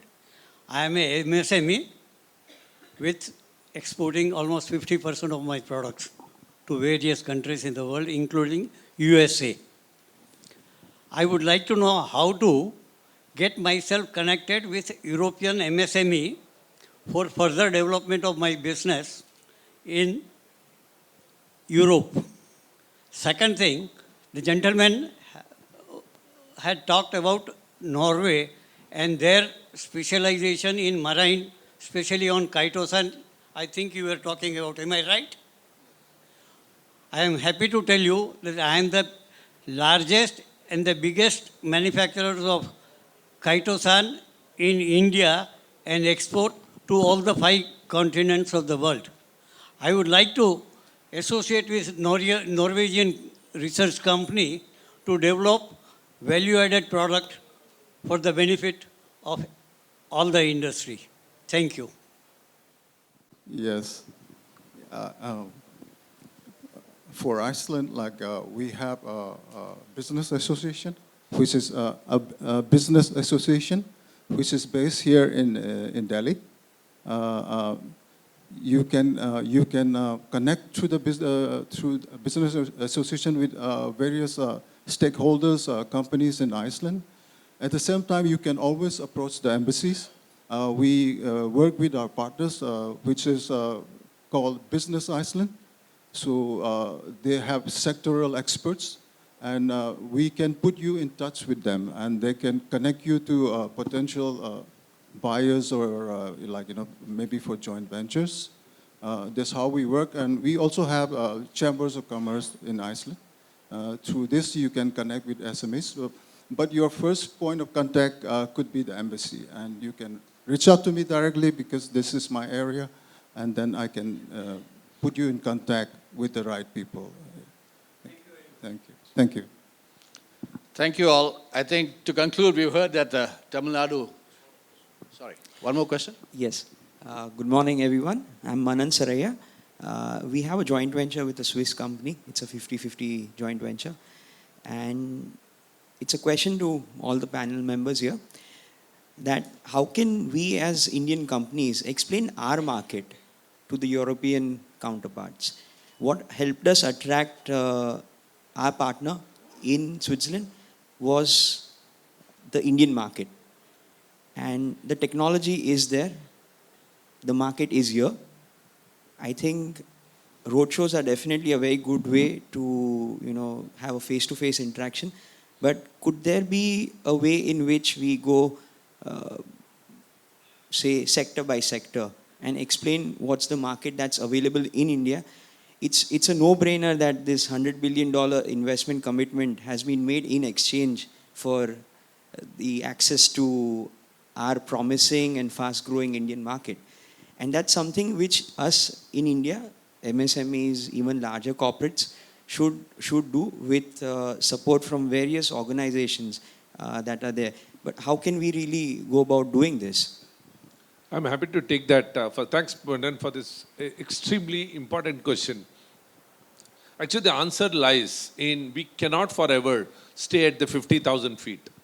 We all know about $100 billion investment. We all know about a million jobs to be created. But as they say, the devil lies in the details. So it's high time, and better we do it early than later, to start forming industry or domain-specific aggregations, ecosystem, chamber of commerce, or domain specialists, whatever you may call it as. Because right now we are participating or we are working across sectors, whether it's technology or AI or chemicals or engineering. Now, to get specific one, because the money comes from that particular company in a particular city, in a particular domain. So it's time for us to start. I don't know what those chambers could be, because we do have a Swiss Indian Chamber of Commerce, we have Norwegian Chamber of Commerce, but they are domain agnostic. So this is the time now. I know there is Indian Chemical Society, there is Indian Chemical Council, there is the automobile industries. So they need to come together, put up a plan, just like how EY very rightly said, what is the market size? What kind of opportunities can be offered? What are the niche which is offering? What are the ancillary industries which are offering? And start tapping very, very specific MSMEs in Switzerland or in other EFTA countries and educate them that this is the market which is available. Once we start getting into those kind of minor details, I think that's where the actual gold mine lies. As they say, fish where the fish exists. And don't just go paint across the broad canvas, because then you may be lost. I think it's a damn relevant question. Thank you. Thank you all. I think the next event is on, so we will have to wind this up. It's been fascinating. I thank my panelists for a very, very insightful panel discussion. So to conclude, we've heard that the Tamil Nadu EFTA partnership is not just about investment flows, but about shared innovation, sustainable development, and people-to-people collaboration. As Tamil Nadu continues to evolve into a global industrial hub, partnerships with EFTA nations will play a defining role in shaping the state's future growth story. Thank you all. Yeah, I request the panelists and the moderator to remain seated. I know there are a few other hands that have gone up. Unfortunately, we don't have time, but the speakers will always be available. You can get connected post the valedictory session.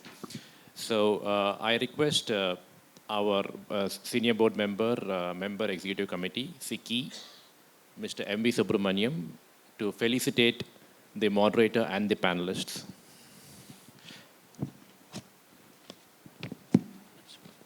Mr. Sanjay Madhavan.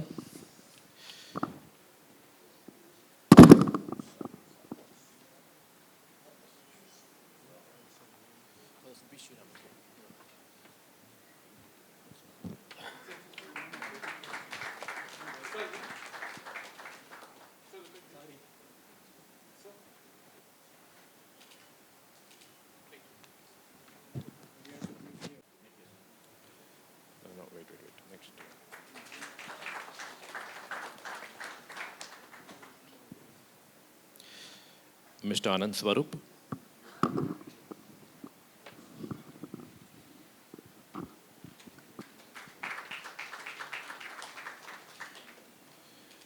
Ms. Anderson.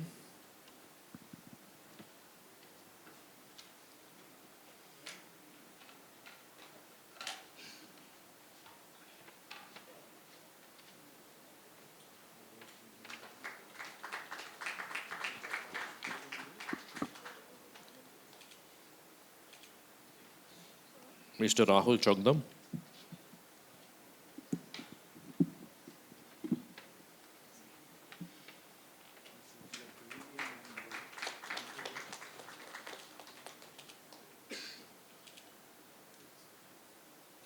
Mr. Satish Rao.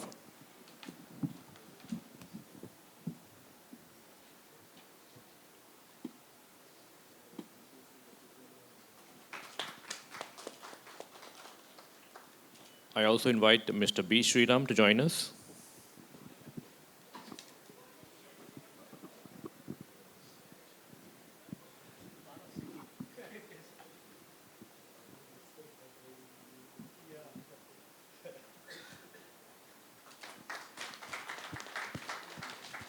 Mr. Rohit Bharadwaj.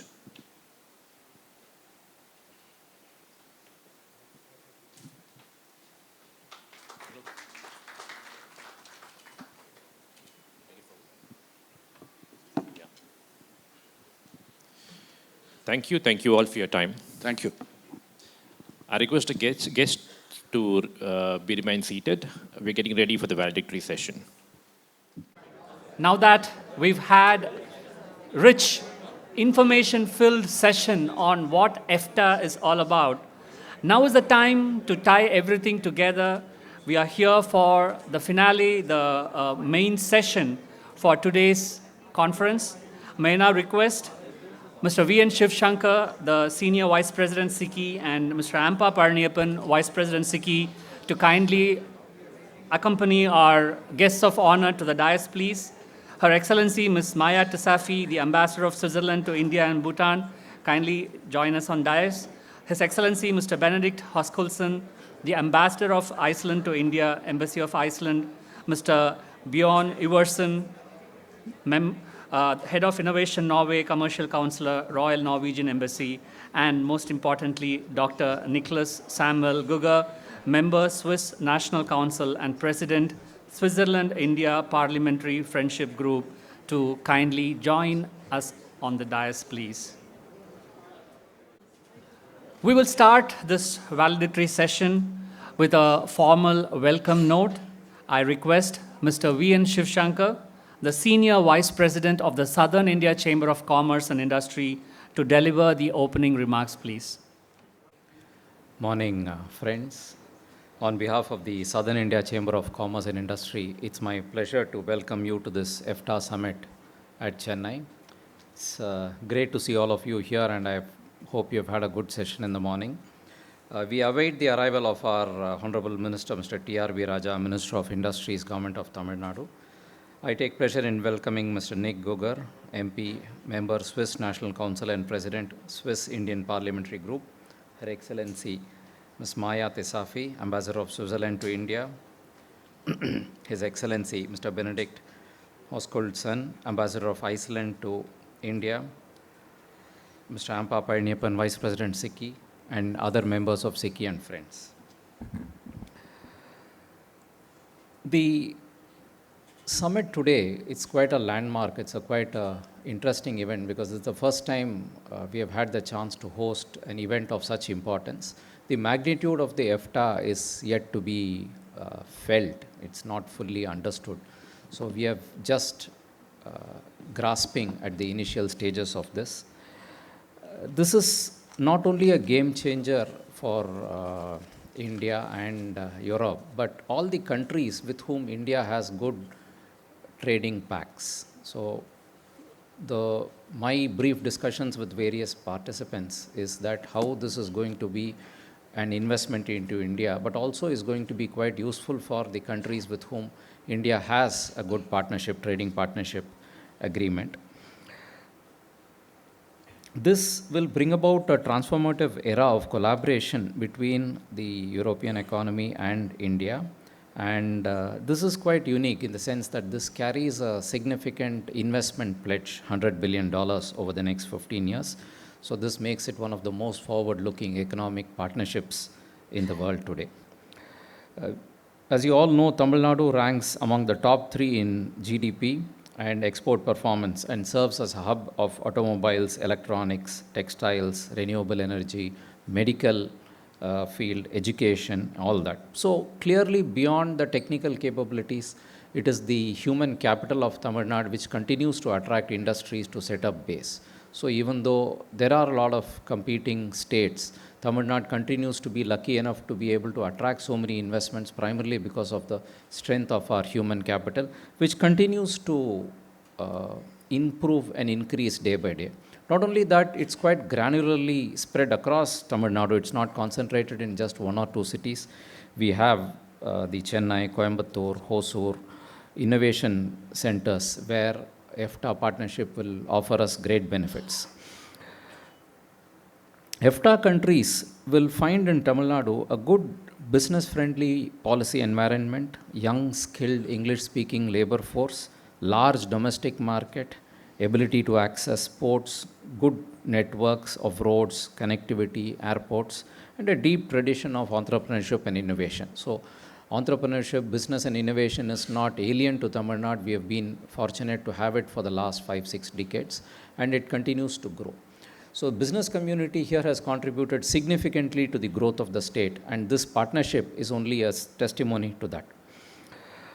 To sustain the momentum beyond today's conference, SICCI would like to place a few proposals for the consideration of the Honorable Minister and for the persons on the dais.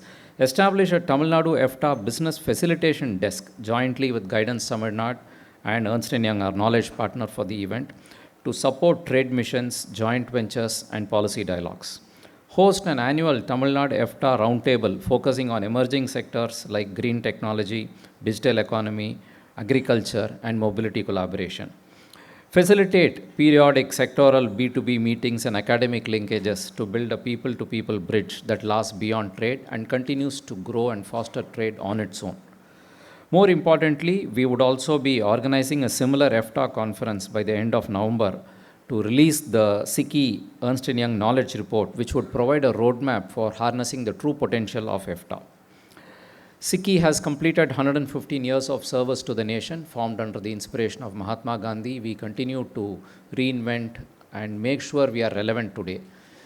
SICCI continues to serve as a platform for connecting various stakeholders, be it industries, be it businessmen, be it entrepreneurs, government, policy makers. So we see that there is a need for a platform, a bridge like this to bring various stakeholders together and make sure our voices are heard in the right sector. SICCI has a number of effective committees with which we are conducting a host of events, and I would urge you to visit the SICCI website to learn more about us. So to conclude, let this conference be the first step in a long and unified journey where Tamil Nadu becomes EFTA's most trusted partner in India, and where our collaboration can become a model of how nations and countries can leverage economic partnerships to achieve greater strengths. Thank you. Thank you, Mr. Shivshankar, for setting the context for today's session, the final session of the day. I now like to request Her Excellency Ms. Maya Tisafi, the Ambassador of Switzerland to India and Bhutan, Embassy of Switzerland in New Delhi, to kindly address the participants. Thank you very much. Excellencies on the board, ladies and gentlemen, very dear colleagues, it is really a great honor to be here. I thank the Southern India Chamber of Commerce and Industry for this invitation. This is the first major event in South India focused exclusively on EFTA. And your leadership in highlighting this partnership is truly timely. Let me start with a quote from Mahatma Gandhi, which feels particularly up today. The future depends on what we do in the present. Let me start indeed to mention one very important moment.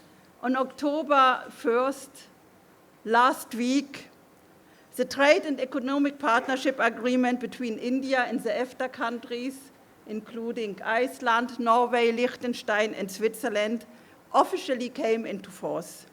This is the culmination of a journey that began over 16 years ago, and it is a story of persistence, trust, and belief in the power of collaboration. TEPA is more than a document. TEPA is a bridge, connecting two vibrant economies, linking innovation with opportunities, tradition with transformation. For India, it brings fresh momentum for industrial development, new avenues for investment and jobs, and stronger integration into global value chain. People become a little nervous, so I think Ms. Lista is coming. Hi, good to see you, please.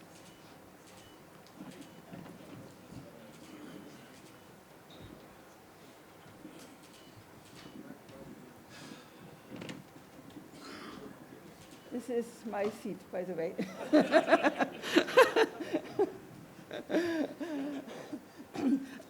So, Honorable Minister, I have just mentioned the importance of the TEPA entering into force last week on the 1st of October. So I mentioned that for India it brings a lot of new investment and then also, of course, jobs and, of course, an access to the European market. And for the EFTA countries, it opens door to a growing and dynamic market, creating opportunities for our exporters, SMEs, researchers, and investors. So. Switzerland is small, roughly is the size of Chennai's metropolitan area, but we are small in size, but big in innovation and big in talents. According to the Global Innovation Index, Switzerland ranks first for the 15 years in a row. And according to the IMD World Talent Ranking, Switzerland is the global leader in talent competitiveness and holds its first rank since 2021. Our economies thrive on knowledge, specialization, and innovation. We have few natural resources, but we have built our industries on skills and creativity. And because we are deeply integrated into the global economy, TEPA offers exactly the kind of synergy that benefits both sides. Now comes the next phase, the implementation. EFTA countries are committed to promoting investment in India, targeting $100 billion over the next 15 years, and supporting the creation of 1 million jobs. These are private sector investments, guided by supportive frameworks, clear regulations, and strong cooperation at both national and state level. Swiss companies have already a strong presence in India, with around 330 firms employing 150,000 people. In Tamil Nadu, 17 Swiss companies operate across diverse sectors: mechanical and electrical engineering, precision industries, automotive, biotech, and chemicals. These companies will be the trailblazer for new investments and partnerships, highlighting the crucial role of states and organizations like Guidance Tamil Nadu. Our collaboration in Tamil Nadu extends beyond trade. Since 2016, through the Capacities program, Swiss International Corporation has partnered with Tamil Nadu to strengthen climate resilience and low-carbon urban development. From climate action plans in Coimbatore, in Tiruchirappalli and Tirunelveli, to pilot projects with biomethanation plants, lake restoration, and early warning systems, we are embedding sustainable solutions into municipal governance. The Be Cool program further supports heat resilience in schools, housing, and women's hostels, protecting vulnerable communities while improving urban well-being. Together, Switzerland and Tamil Nadu are shaping cities that are livable, sustainable, and resilient, cities that set a model for the future. I invite you all to engage with the Swiss network in India, including our embassy in Delhi, the 2 consulate general in Mumbai and Bangalore, our Swiss business hub, Swissnex, and Switzerland Tourism. We are here to support India and Switzerland in realizing the full potential of TEPA.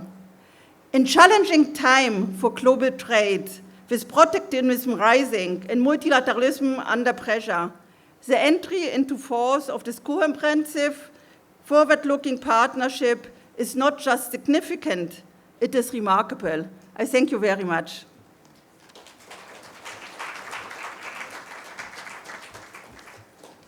Thank you, Your Excellency, for the illuminating address outlining the potential of harnessing the EFTA agreement. I would now like to invite one of the busiest bureaucrats in the state, Mr. Arun Roy, IAS, the Secretary to the Government, Industries, Investment Promotion and Commerce Department, to deliver his address, please. Honorable Minister for Industries, Government of Tamil Nadu, Dr. Nicholas Gregor, Honorable MP and Honorable Member of the Swiss National Council, His Excellency, Her Excellency Maya Tizafi, Ambassador of Switzerland to India and Bhutan, His Excellency Benedict Hoskudsen, Ambassador of Iceland to India, Mr. Bjorn Iversen, Head of Innovation, Norway and Commercial Council, Royal Norwegian Embassy, Chairman, Vice Chairman and Office Bearers of SICCI, ladies and gentlemen, good morning to all of you. We are, first of all, let me thank and congratulate SICCI for organizing this event, where you brought in all the stakeholders of the TEPA agreement. We are meeting at a very opportune time, because on October 1st of this month, the TEPA agreement has come into force. And though it was signed last year, and there's a long history to it. I think it was a negotiation for about 15 years. So a process which has started in 2007 or 8 has now come to fruition. And as a result of this agreement, 5 great economies, India and the bloc of the European nations of Switzerland, Iceland, Liechtenstein and Norway, have come together, and this trade bloc together constitutes about 5.4 trillion in global GDP. So that kind of size certainly opens up boundless opportunities for businesses, for all nations involved, in terms of deepening possibilities of cooperation, catalyzing growth, fostering innovation, and building very resilient supply chains, global supply chains. The TEPA agreement, as all of you know, is very comprehensive. It covers multiple aspects. It covers trade in goods, trade in services, mobility of personnel, mobility of skills, protection of intellectual property, protection of environment, and so on. But probably the 2 most significant aspects is the provisions on the trade in goods, where more than 90% of tariff, I think close to 98% if I'm not mistaken, 92.2% of the tariff lines of the European bloc has been opened up for Indian trade, and similarly India has opened about 82% of its tariff lane. So a huge highway for trade has really opened. The second significant aspect is an investment, where about 100 billion of investment is promised in the next 15 years, leading to creation of about 1 million jobs. These are the 2 very exciting aspects of the trade, not to mention the fact that it will add to increasing the employment opportunities of our skilled manpower and our service industry in the stakeholder nations. I am of the deep conviction that this opportunity opened by TEPA, Tamil Nadu as a state will be probably best place in India to reap the benefits of this agreement for multiple reasons. If you look at trade, we are India's leading export state, the 3rd largest exporter. But it's not just we constitute about 9% of India's export. But many of the things we are good in manufacturing, like engineering goods, textiles, leather goods, and so on, automobiles, and so on, aligns deeply with the interest of the other TEPA nations.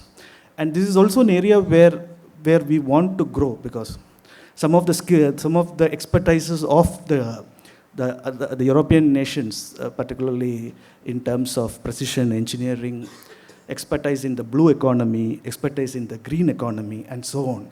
These are areas where Tamil Nadu has set its sights on from our existing skills in existing strengths in areas like electronic assembling and cotton textiles. We want to move up to electronic components from ordinary engineering to precision engineering and so on, and keep walking up that value chain. And I'm sure the higher trade and higher investment this agreement opens up will be of great advantage to Tamil Nadu. In terms of investment, of course, it's not just our existing ecosystem, but we produce the most number of skilled engineers in the country.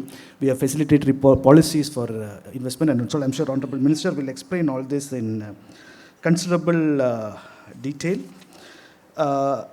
Another area of interest probably is in the area of services. In services also, Tamil Nadu is India's second largest exporter. So our service companies can can set up operations in Switzerland, Norway, and etc., and then use that as a base for accessing the larger European market as well. So I would urge all our Indian businesses, particularly Tamil Nadu businesses who are present here, to grab this opportunity and forge a great common future together. Thank you so much. Thank you, sir, for the encouragement and the commitment of support from the government. I would now like to request His Excellency Mr. Benedict Hoskolson, the Ambassador of Iceland to India, to deliver his address, please.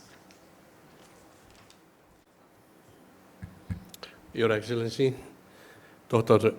Raja, Honorable Minister, Excellencies on the dais with me, ladies and gentlemen, it's a great privilege to join you today at this inaugural Tamil Nadu EFTA Business Summit. I want to thank the India Southern Chamber of Commerce and Industry for organizing this important platform that brings together business leaders, innovators, and policymakers from Tamil Nadu and the EFTA nations. Today, we stand at a pivotal point in India's EFTA relations. The Trade and Economic Partnership Agreement, TEPA, is not just a document signed in March 2024. It's a living, active framework that is already transforming trade relationships. Unlike previous trade arrangements that remains largely underutilized, we are committed to ensuring TEPA delivers tangible results from day one. TEPA is now in force, and its impact is already being felt. What makes TEPA different is our collective commitment to a proactive, systematic approach to market development. We are not waiting for trade to happen. We are actively building the bridges that will make it flourish. Furthermore, what makes TEPA a generational agreement is the combined commitment of the 4 EFTA states to invest $100 billion worth in India, and thereby creating 1 million new jobs over the next 15 years. Now, you might ask, why Iceland? What can a small island nation in North Atlantic offer to the dynamic economy of Tamil Nadu? The answer lies not in size, but in complementarity and quality. Iceland has built its economy on 3 pillars that resonate strongly with Tamil Nadu's own development priorities: innovation-driven industries, sustainable resource management, and high-value exports. Our approach has always been to do things differently, to think sustainably, and to deliver premium quality. Let me highlight 3 specific sectors where I see strong potential for Iceland-Tamil Nadu collaboration. Seafood. Iceland is synonymous with pristine seafood, particularly our Atlantic salmon, which is recognized globally for its exceptional quality. The Indian market for premium seafood is growing rapidly, especially in metropolitan areas, and Tamil Nadu, with its sophisticated food processing industry and aspiring consumer space, is perfectly positioned to become a gateway for Icelandic seafood. What sets Icelandic seafood apart is not just taste, but our commitment to sustainable fisheries and aquaculture practices and complete traceability. In an area where consumers increasingly care about where their food comes from, Icelandic products offer the assurances. Under TEPA, tariff barriers that previously made this trade challenging have been substantially reduced. We are now embarking on a work with Business Iceland to identify potential importers to establish direct supply chains. I envision Icelandic seafood featuring in Chennai's finest restaurants and Coimbator's high-end hotels and retail outlets across Tamil Nadu within the next 12 to 18 months. Tamil Nadu's own commitment to its blue economy, with your ambitious 5 billion seafood export target and the Tamil Nadu's SURE coastal restoration mission launched in January 2024, creates a natural synergy with Iceland's expertise in sustainable marine resource management. Your investment in seafood infrastructure, processing units, and cold chain facilities makes this state an ideal partner for premium seafood trade. We can learn from each other's experiences and create value chains that benefit both our fishing communities. Iceland generates 100% of its electricity from renewable sources, primarily geothermal and hydropower. We have become world leaders in geothermal technology, harnessing the Earth's natural heat for power generation, heating, and industrial applications.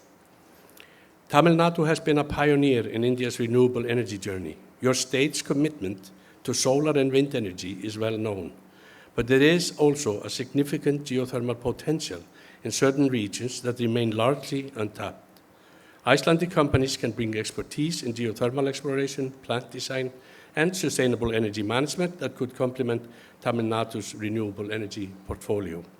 Moreover, our experience in energy-intensive industries, particularly in creating carbon-neutral industrial processes, could be valuable as Tamil Nadu's manufacturing sector pursues greener production methods. I note with great interest that tomorrow's program includes a startup summit in Coimbatore. Iceland may be small, but we do punch above our weight in innovation, particularly in areas related to ocean technology, sustainable fisheries, management, and climate tech solutions. Our startups and research institutions have developed cutting-edge technologies in areas like agriculture, monitoring, marine biotechnology, and sustainable resource management. These innovations could find fertile ground in Tamil Nadu's vibrant startup ecosystems, particularly given your state's coastline and established maritime industries.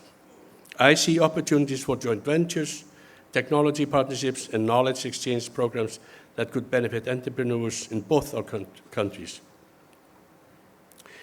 Now, we are not approaching this engagement with vague aspirations. Together with Business Iceland, we have developed a concrete action plan for 2025 and 2026 that includes an online introductory meeting in November 2025, where we will bring together Icelandic seafood exporters and Indian importers with presentations from TEPA Secretariat on specific benefits in the fisheries sector. Targeted promotion events, including product tasting, exhibitions, and B2B, business-to-business, matchmaking sessions. Development of sector-specific fact sheets and a tariff navigator tool to make it easier for businesses on both sides to understand and utilize TEPA benefits. We are also leveraging the Nordic Embassy's cooperation program, which runs until December 2026, to ensure coordinated support for businesses looking to explore opportunities across the Nordic EFTA region. Ladies and gentlemen, trade agreements create opportunities, but it is businesses that create prosperity. TEPA has opened the door. Now we must walk through it together. To the business community here today, I encourage you to explore what Iceland has to offer. Don't let the geographical distance deter you. In today's connected world, what matters is quality of products, reliability of partnerships, and shared commitment to sustainable business practices. Our embassy in New Delhi, along with our Honorary Consul General in Chennai, Mr. Kumaran Sitaraman, stands ready to facilitate connections, provide market intelligence, and support your explorations of Icelandic partnerships. We have already received inquiries from Indian importers and exporters interested in doing business with Iceland. The markets are ready. Now we need to build the relationships. To my Icelandic business community, many of whom will be joining our virtual sessions in the coming months, Tamil Nadu represents not just a market of nearly 77 million people, but a strategic gateway to South India and beyond. The industrial sophistication, entrepreneurial energy, and global connectivity of this region make it an ideal partner for Icelandic businesses. The relationship between Iceland and India, between Iceland and Tamil Nadu, is still to be written. TEPA gives us the framework, but the actual story will be written by entrepreneurs, innovators, and business leaders who see opportunity where others see distances. Let us be ambitious. Let us think not just of trade volumes, but of sustainable partnerships that create value for our economies, opportunities for our people, and models for responsible businesses that others can follow.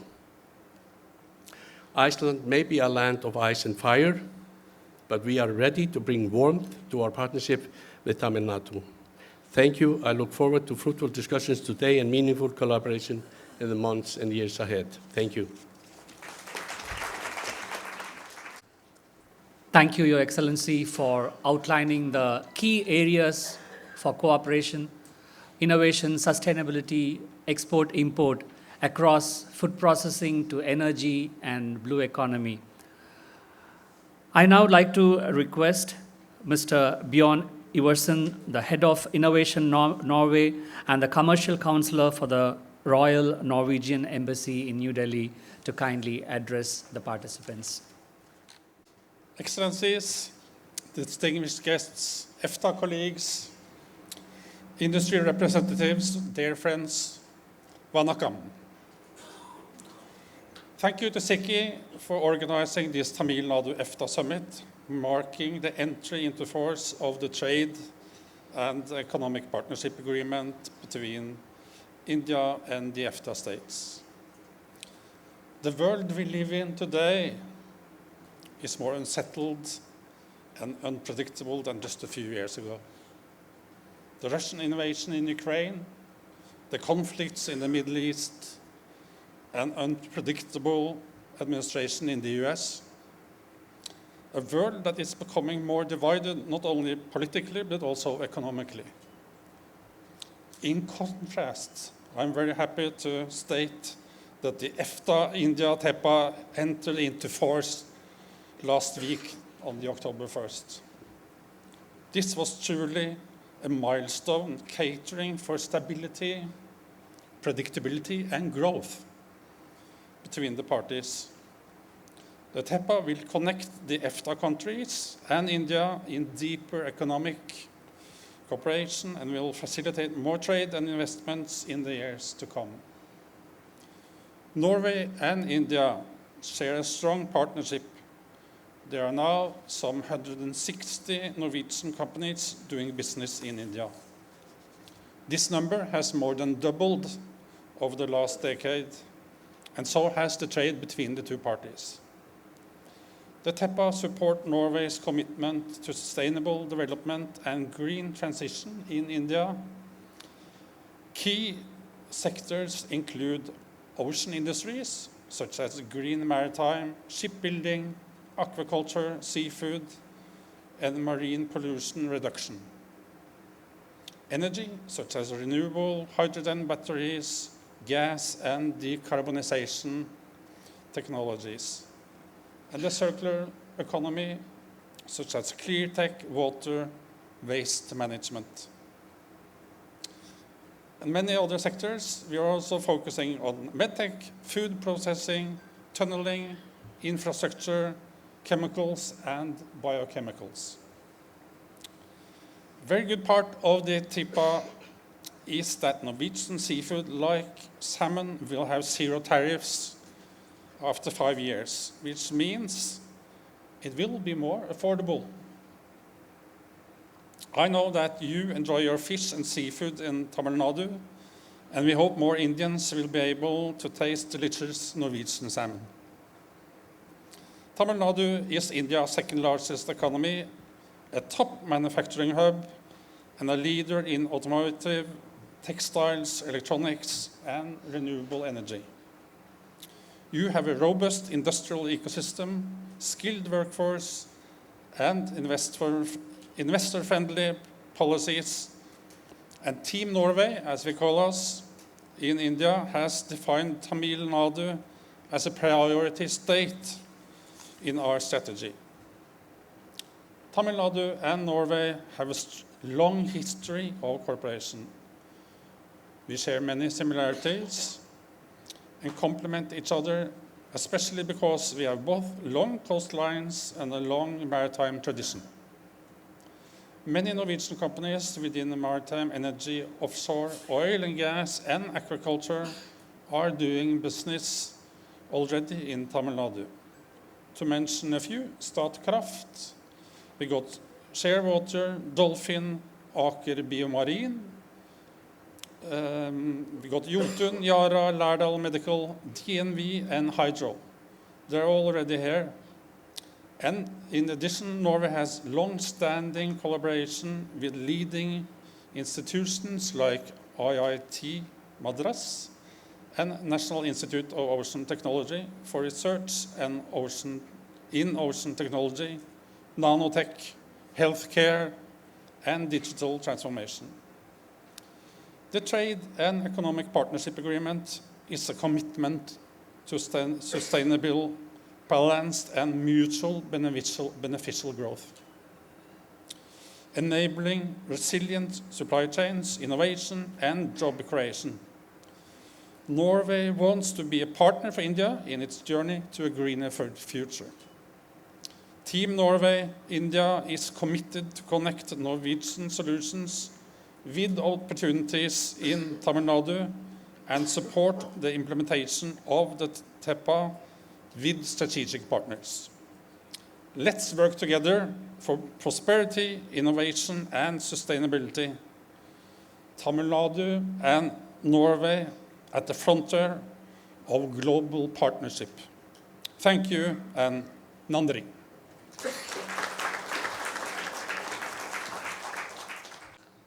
Thank you, Your Excellency, for outlining the key synergies that Tamil Nadu shares with Iceland, including one of our priority sectors, the blue economy. Friends, this event that you see before you has been a year and a half in the making. We still remember when Mr. Raja Armugam jointly with SICCI and Guidance, I remember Paul, Gaurav coming together and discussing about it. And one of the key persons who supported us was Mr. Nick Guga.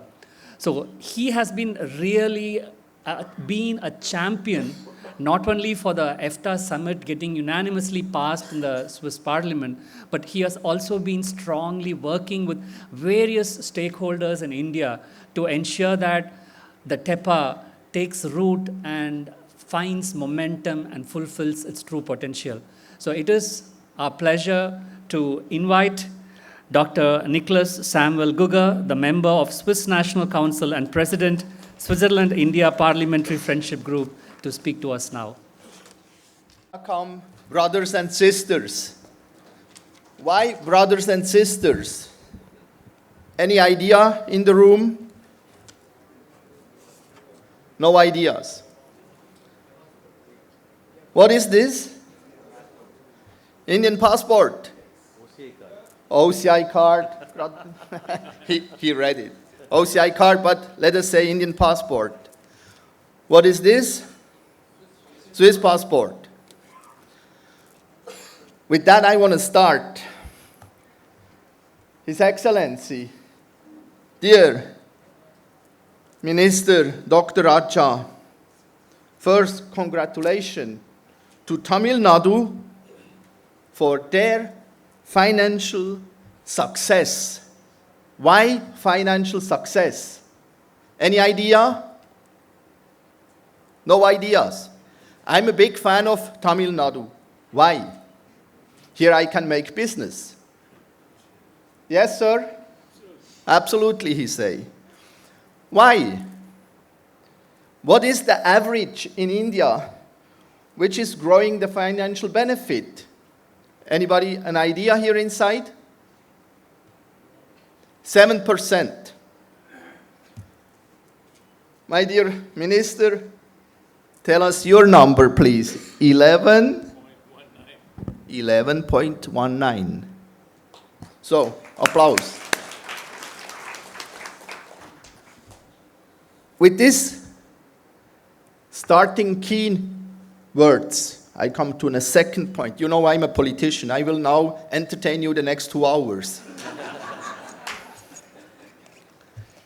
Honorable Minister asks me, what is this man?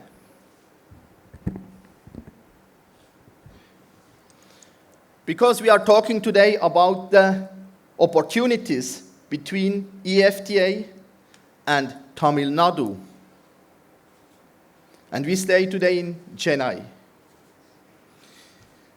The big chance which I saw, I brought you. It's only an example. Don't misunderstand me.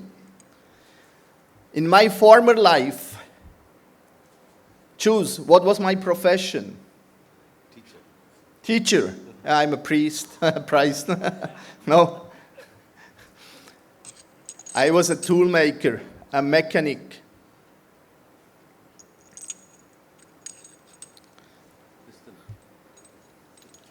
This is a bottle opener. High precision bottle opener where I was an apprentice in this company called Wandflue. Everybody have an idea who is Wandflue? Wandflue is one of the famous hydraulics companies in Switzerland, but also over the world. They started here in Chennai a year ago, a subsidiary in Chennai. And a small secret, we are searching 3 engineers here in Chennai. And it's not so easy to find, honestly. Because we made announcements, and you can go then in my LinkedIn, I will upload it. I prepared a paper, a small proposal, what we are searching for.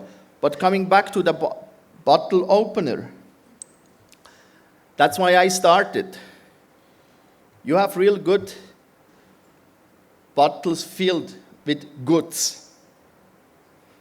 And with that, I will come to my second step. Because it's all about 3 words as takeaway from my short speech. It's all about relation. You agree? That's why you are here. Second, that you mentioned, it's all about trust. Because I'm originally Indian, but I grew up more than 50 years in Switzerland. That was the reason, and thanks to Almighty, why I could be the bridge builder. I know both cultures. And the trust point, ladies and gentlemen, is the next step which you have to build between the Swiss or EFTA, Norway, Iceland, and Liechtenstein companies, and we from our side. So today you start with the relations. That's why you are here. The trust is a point which is very important. You trusted me, Minister. You invited me to come. And it's an exchange between both sides. And that is the most important. What is most needed? I wrote a letter called Ganesha Newsletter. You can go and read through LinkedIn about what is important to understand both cultures, that we are successful. And the third thing, in my view, is the community. That's why I say I'm searching for good engineers. Not me, my former boss. He was also an MP. He's now retired, he handed over to his son. But they believed that Tamil Nadu is the right place to start their Indian company. So it's all about community building. With that, I would like to conclude. After our panel, we will have a short lunch. Go to each other. Ask in which branch you are. And I have a friend too. I had a terrible accident with a tuk-tuk. My brand was tuk-tuk to the moon. I brought from Hyderabad to Switzerland a tuk-tuk, and I had a terrible accident. You know, it's a little bit unstable. I came in a hole and then it overturned, overflipped. So I broke my legs, but this gave me an idea. India have also good shoemakers. And now you understand where I want to go. Go inside yourself through the break, through the lunch, and think over what is your assets, what you have in your hand. Because I learned when I came to India last week again, my colleague gave me a shoe that I walk better. This is a Joya shoe. With this Joya shoe, he want to come to India. And the name is Program Joya. It makes me joy walking through the life. And with that, I want to conclude. Go, take the chances, and I'm really happy to share with you also the lunch, and thanks to everybody who supported us, also to the organizers and to the panelists. Thank you.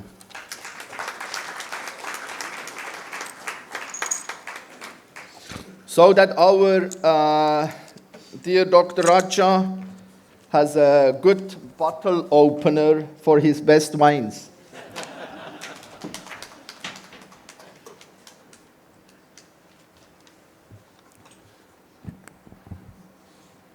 Thank you, Dr. Guga, for your exciting address. As you have suggested, we would surely focus on relationship, trust, and community building. At this juncture, I would like to request Mr.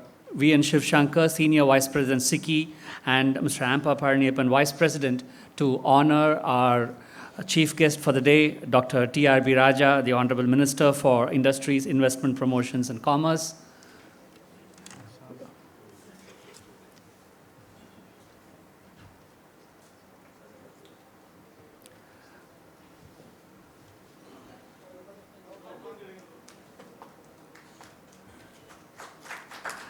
And also present the coffee table book the Chamber released jointly with the Times of India.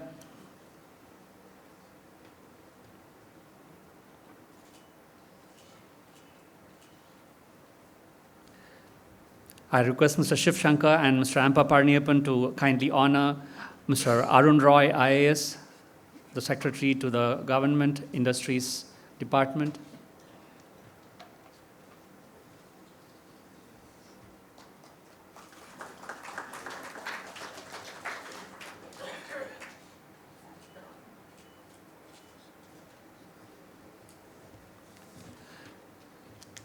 May I now request Dr. T.R.B. Raja, the Honorable Minister for Industries, to kindly honor the ambassadors and the dignitaries on the dais. First, Her Excellency Ms. Maya Tasafi, the Ambassador of Switzerland to India.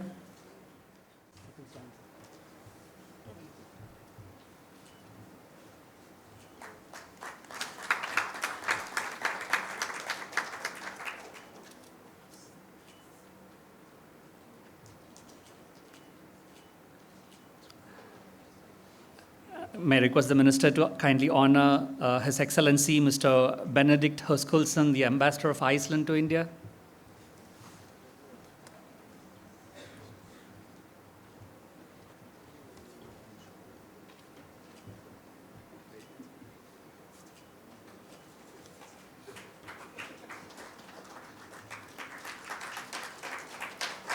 And now, Mr. Bjorn Iversen, the Head of Innovation Norway and the Commercial Counselor, Royal Norwegian Embassy.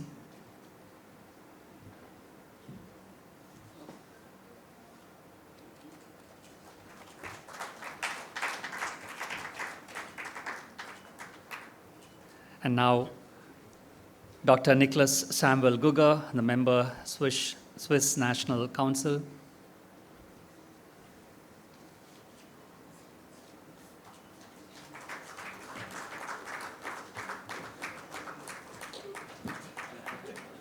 Thank you, sir. Friends, as Mr. V. N. Shivshankar mentioned in his address, what next? The Southern India Chamber and EY have joined together to commission an in-depth study of the potential of EFTA sector by sector and what it offers and the roadmap for its complete fulfilling of its potential. So this report will be ready by the second week of November, and we are planning to have another similar event to release this comprehensive study. So this would be one key takeaway. And secondly, SICCI jointly with Guidance and EY together, we are planning to set up an EFTA desk. We hope that this desk will be a platform for the businesses to come together, all stakeholders to work together to ensure that we continue the good work done. And down the line, we hope we'll be able to put together a business delegation to the EFTA countries and ensure we are working closely in the spirit of this agreement. So we look forward to your support, and we hope we'll be able to do great things together. Friends, just like how we have Dr. Guger as our champion in Switzerland, we also have a great champion here in our state. Honorable Minister Dr. T.R.B. Raja has been with us every step, and he has been really a great ambassador for our state in all these countries. So it is with pleasure I invite Dr. T.R.B. Raja to kindly address the members, please. Thank you. Thank you, everyone. And it's a pleasure being here. And I first of all thank everyone who's joined us here today. Her Excellency Ms. Maya Tisafi, the Ambassador of Switzerland to India and Bhutan, Her Excellency Benedict Hoskulson, Ambassador of Iceland to India, Mr. Bjorn Everson, Head of Innovation Norway and Commercial Counselor, Royal Norwegian Embassy, Dr. Nicholas Samuel Guger, quite the entertainer, member of the Swiss National Council and President of Swiss India Parliamentary Group, representatives of the South Indian Chamber of Commerce and Industry, through Shiv Shankar and Ampa Parniyapan Orgal, my beloved through Arun Roy, Dr. Daraiz Ahmed and friends from Guidance, senior delegates, distinguished guests who have joined us here in EFTA member states, friends from the industry, media and academia, Vanakkam to one and all. First of all, let me correct Dr. Nick on a few things. I don't know how you were not able to find 3 engineers. We produce 150,000 of them every year. So maybe your pay is low because Tamil Nadu produces high quality engineers. So probably you're looking for somebody just below the line. You probably want to go scout into other states. If you're gonna increase, if you want engineers from Tamil Nadu, you'll probably have to pay us a bit more. But then, of course, to get that kind of quality, you'll definitely get the best kind of talent in Tamil Nadu only.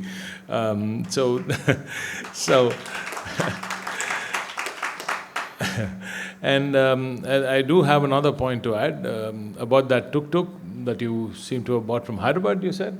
Yes. Next time, try Tamil Nadu. So, next time, try Chennai. We are the auto capital of India. We produce 40% of all the auto components that go out of India. So you should try Tamil Nadu next time. That's a lesson, that quality comes from Tamil Nadu first. So that's probably, you would have seen that with your shoes. Those were probably made in Tamil Nadu. So did you know that? Hey, where? These are true Swiss shoes. Swiss shoes, okay. Probably, we'll probably be making something better very, very soon. Because our aim, ladies and gentlemen, has always been to beat the so-called Swiss quality and the German quality. That is what Tamil Nadu always aims to be, and that is what I think the Swiss and the Germans and the amazing people of the world are here looking for in Tamil Nadu. Tamil Nadu, ladies and gentlemen, is going to be the quality capital of India. And when I say quality capital of India, soon quality capital of the world too. So we are learning, sir. We know what Swiss precision means. We know what Swiss technology means.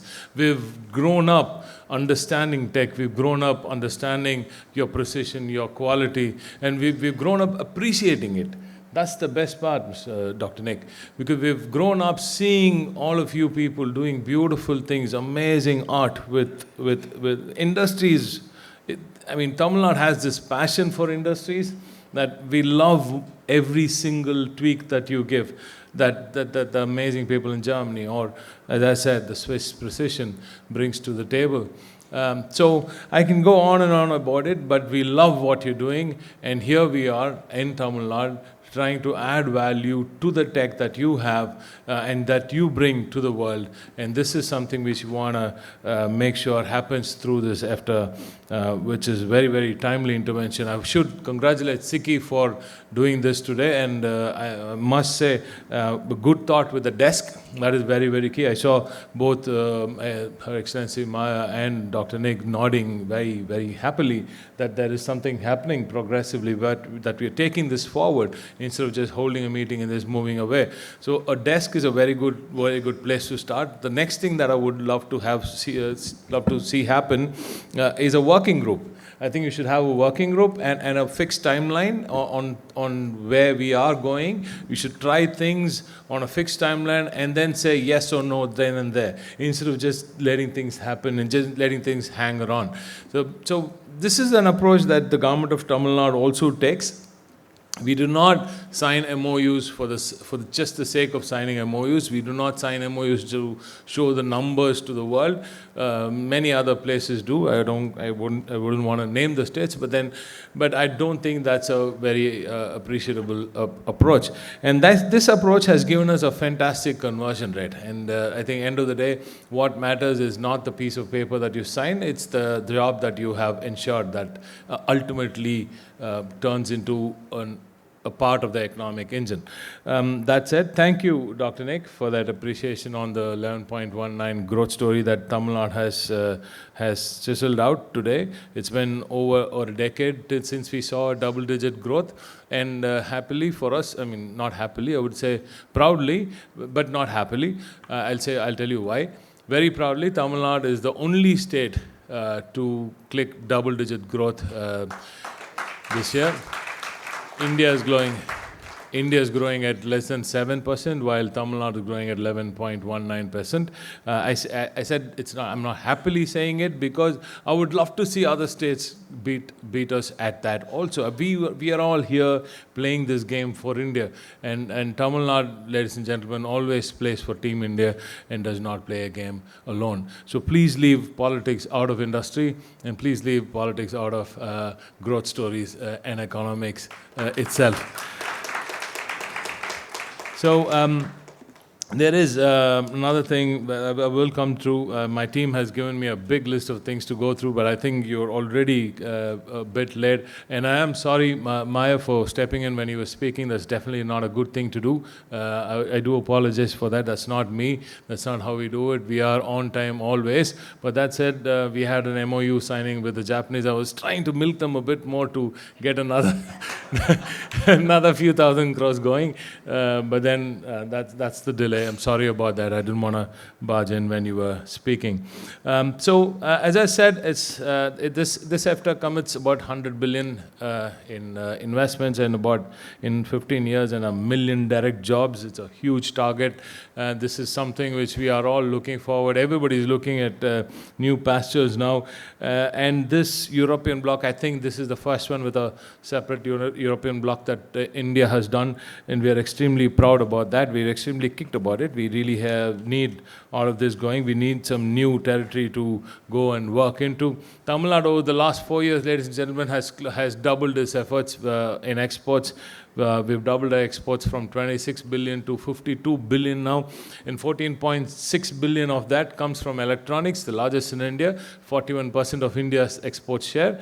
That's India, that's Tamil Nadu again, number one in electronics export. 106 billion euros in investment, that's 11.32 lakh crores worth of MOUs being signed over the last 4 years alone in Tamil Nadu. And as I said, we do not sign MOUs just for the sake of numbers, it's for the jobs that it will ultimately create.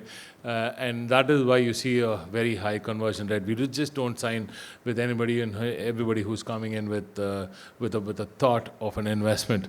But we look at the depth of these investments being converted into jobs. This is the manufacturing capital of India. Tamil Nadu has 41% share in electronics exports, 38% share in non-leather footwear, 42% of auto components, 40% of all EV four-wheelers, 70% of all EV two-wheelers. So the numbers are really big. And when I say I'm the number one in some sector, the number two is a very, very far number two. So when we do something to our best ability, we really do beat the rest in the game very beautifully. And that is all because of the talented, amazing youngsters who are working in the factories around Tamil Nadu and the amazing people who built those investments, especially the homegrown industries that from Tamil Nadu, which we are very, very proud about, who built this for over decades. And Tamil Nadu, ladies and gentlemen, and excellencies on stage, is not a growth story that happened just over just a few years or a few decades. It's a century story. It's a century-old story. It took us 100 years to get here. It's 100 years of inclusive distributed growth that we have ensured. And this is what is giving you the kind of results that India is staggering to see. When you talk Tamil Nadu, you don't talk India numbers, you talk European numbers, you actually talk Scandinavian numbers. In fact, we beat several Scandinavian countries in several of their indices, and if Tamil Nadu were a country, we would be among the top 50 countries in the world. So this is an economy which has grown, which is beautifully grown, enabling every single person in this geopolitical area to grow with it. And this government makes sure that it holds the hands of the people and makes sure that they grow along with us too. And with growth comes the doubts on sustainability, and this I can tell you, excellencies, that we are very, very careful and very, very caring about Mother Nature. Yes, I believe strongly that climate change is real and climate change is here, and I do agree that all of us must come together. But I also say that the burden of lifting that taking care of Mother Nature should not be so much on the developing nations than it is on the developed nations. And I think industry will understand is a very, very key point. Yes, we do care about Mother Nature. Yes, we do take care of, we look at sustainability. We are very, very keenly following circular economy. We are protecting our nature reserves. We have a bamboo mission. We have a mangrove mission. We have a mangrove mission, and we protect everything that you can think of.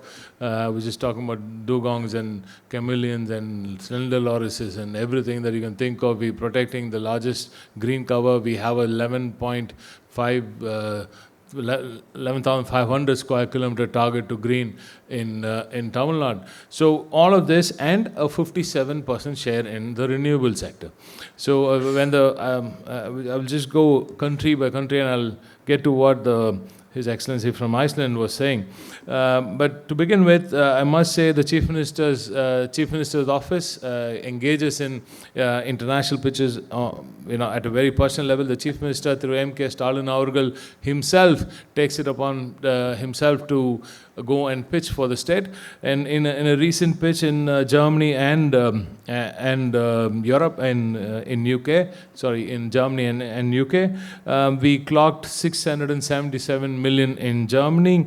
In UK, we clocked 820 million, and together we ensured about 18,000 jobs for Tamil Nadu. And these 18,000 jobs And these 18,000 jobs are high-value jobs that are needed for the highly educated kids in Tamil Nadu, the highly educated youngsters who are here trying to take on the world. And this government is ensuring that all of them get amazing jobs via these MOUs.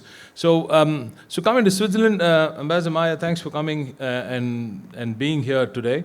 I must tell you, that we have already, I was in Davos 2 years back. We were there very regularly. We were there this year too. But then last year, we met Mr. Severin from Roche, right? And we spoke about the FTA that was coming, the exact same FTA, and he was part of the delegation which was discussing the whole thing with the Prime Minister's office.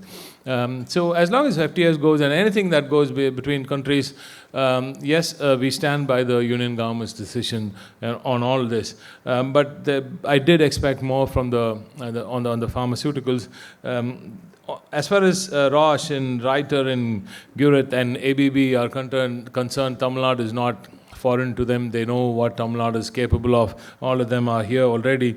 And we are building our capabilities on biologics and biosimilars and mRNA-based drugs. These are things that we are working on. As I said, very soon we will beat Hyderabad on their life sciences story. This is something which I've taken very personally.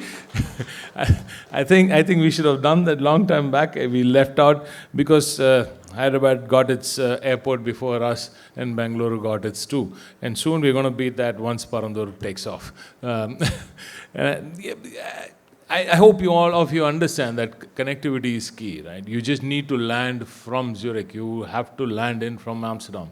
You have to land in straight from Belgium. So, and of course from Tokyo. So when you have to hop, it takes a bit of thinking, and people just want to take it maybe next time. That's something that I'm very, very passionate about. I want to improve the air connectivity that we have, and that's what my Chief Minister has advised me to do.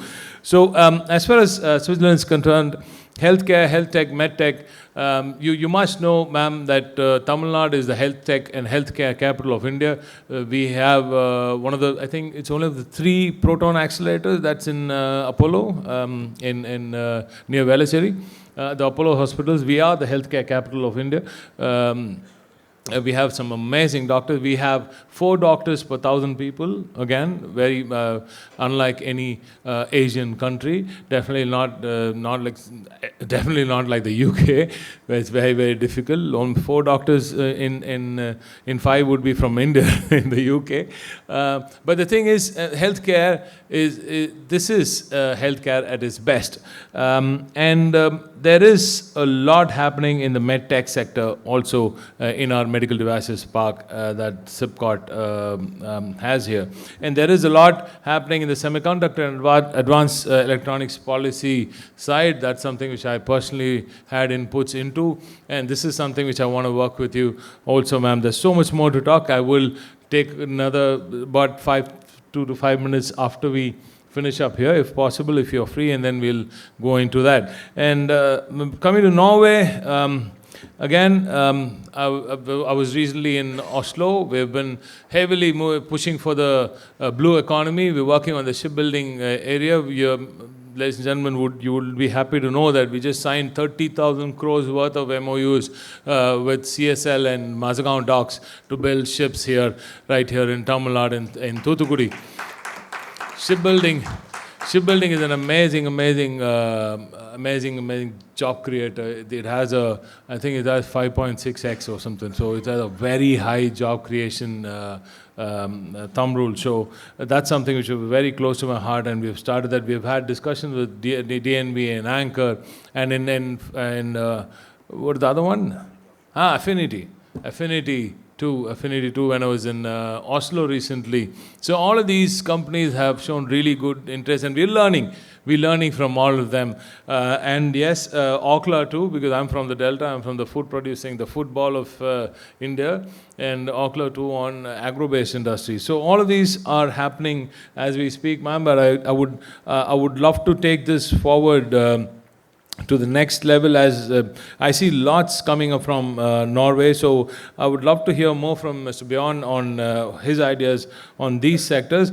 Please help us on in cage fishing too. I've loved the way your fjords there work. The amazing cage fishing tech that you have. Our fishermen need that too. There is this personal love for Norwegian salmon. So I want to learn how you marketed that to the world so that we could do that with some of our products also.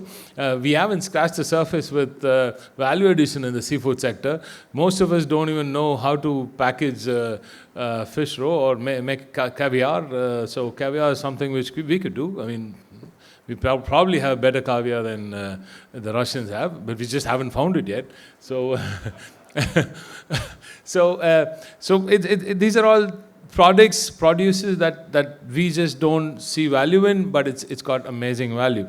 So I'll come to what His Excellency from Iceland also said on the same thing. And thank you, Mr. Bjorn, for picking on the topic of where the world is today.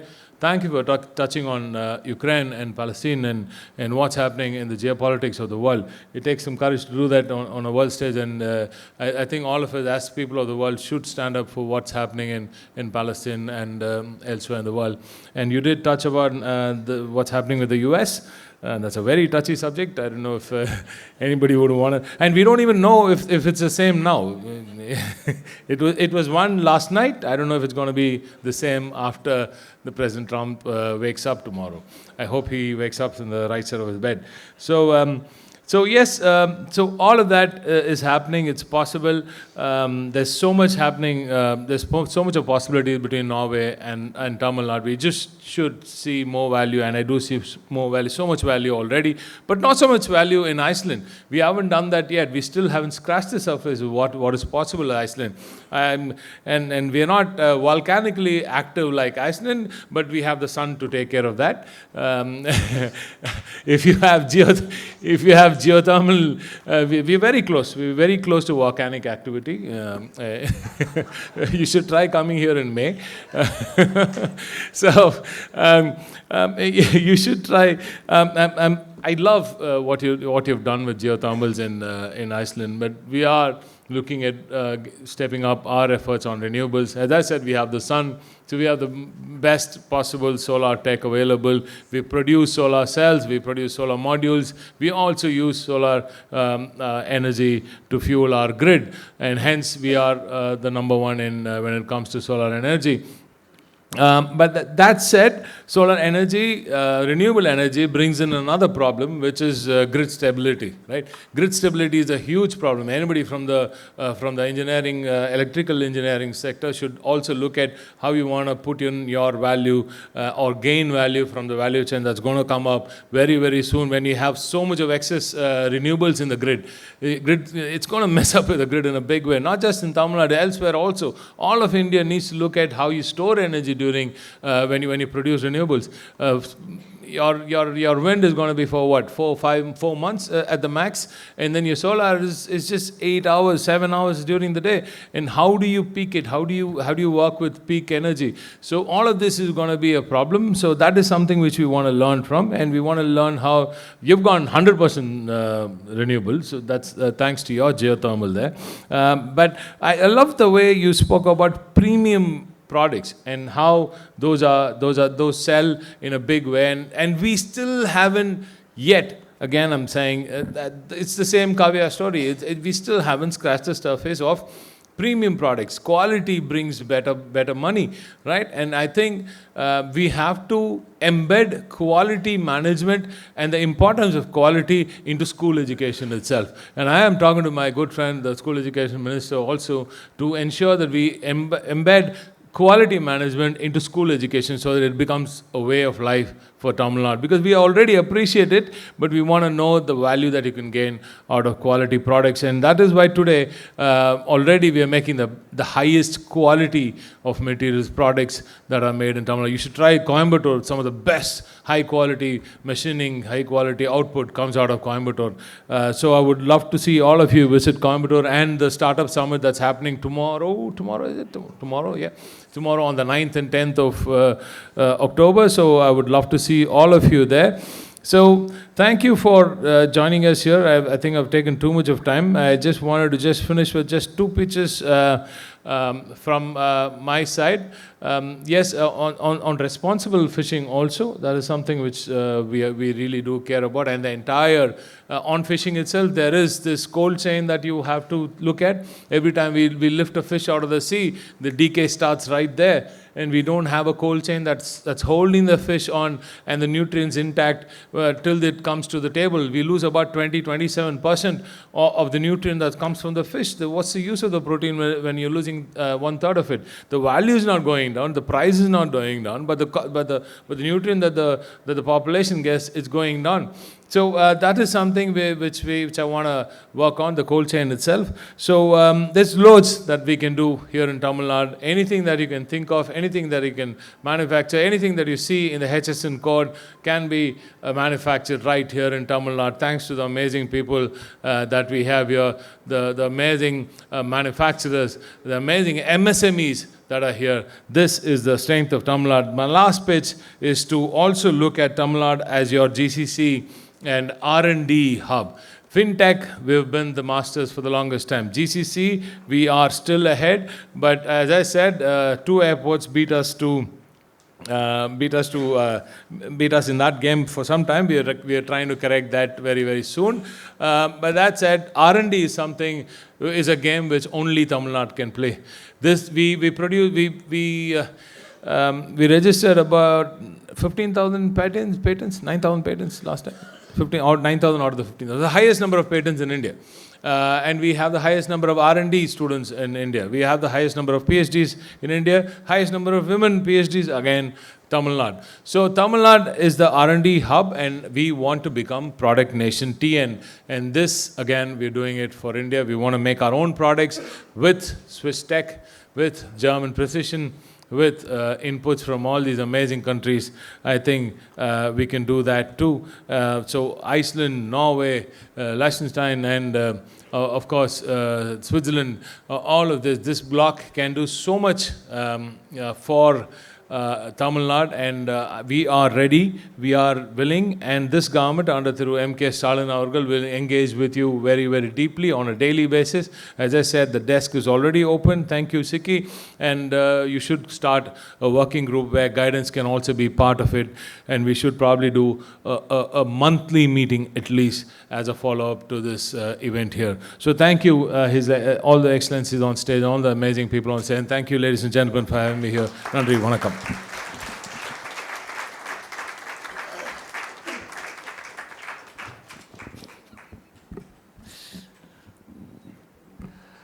Thank you, sir, for your amazing address. You have certainly energized all the participants here today. And on behalf of SICCI, we assure you that we would certainly have the monthly meetings that you have suggested and ensure that we are consistently following up, time-bound, to deliver the results on the ground. I now would like to request Mr. Paul Arun, Senior Vice President, Guidance Tamil Nadu, to share a few words on the way forward. Good afternoon, everyone. On behalf of Guidance Tamil Nadu and SICCI, it's my privilege to extend a heartfelt thanks to each one of you for making today's Tamil Nadu EFTA Business Summit 2025 a meaningful platform for dialogue and partnerships. A special word of gratitude to our Honorable Industry Minister, our very own Industry Secretary, and we are really honored by the presence of Her Excellency Ms. Maya, His Excellency Mr. Benedict, Mr. Bjorn, and Dr. Nicholas Samuel, who have reaffirmed the strength of Tamil Nadu's engagement with the EFTA nations. And our thanks to all the distinguished guests, panelists, and industry leaders who shared their valuable perspectives today. Let's continue to deepen the India-EFTA economic story with Tamil Nadu at its forefront. Let's continue to have networking, and please join us for networking and lunch. And thank you very much, and looking forward to work with all of you. Thank you. Friends, we'll now have the formal closing vote of thanks. Mr. Ampa Parniyappan, Vice President SICCI, will deliver the formal vote of thanks, please. Thank you. Since more or less the vote of thanks is done, I'll probably take only 2-3 minutes. I think in my vote of thanks yesterday also, I spoke about the entrepreneurship of this state. For people who did not come yesterday, who have come in today, I think this state has entrepreneurs and entrepreneurship as a born, it's born in their blood kind of thing. So I think that's the kind of state of Tamil Nadu which we're coming from. And, talking in terms of the 100 billion investment, I think all the speakers spoke about. I'm pretty certain that 100 billion by 15 is about 6.5 billion a year. I think Tamil Nadu can take that itself, not India. I think Tamil Nadu itself can take 6.5 billion. I think that's the amount of potential Tamil Nadu as a state will have. I think we have talked about the 150,000 engineers coming out of Tamil Nadu every year. And I think the ethics of the entrepreneurs and, the businessmen in Tamil Nadu is unmatched for. I spoke about it yesterday again. So I think, talking in terms of the trust, you spoke about the trust which is there. I think that ethics and trust is the best you can get from the entrepreneurs in Tamil Nadu. So I think that will help us reach the 6.5 billion a year for Tamil Nadu alone, not India, right? Over the next 15 years. Thank you very much, gentlemen. I think it's been a wonderful afternoon, and we will all stay connected to take this forward to the next level. Thank you very much.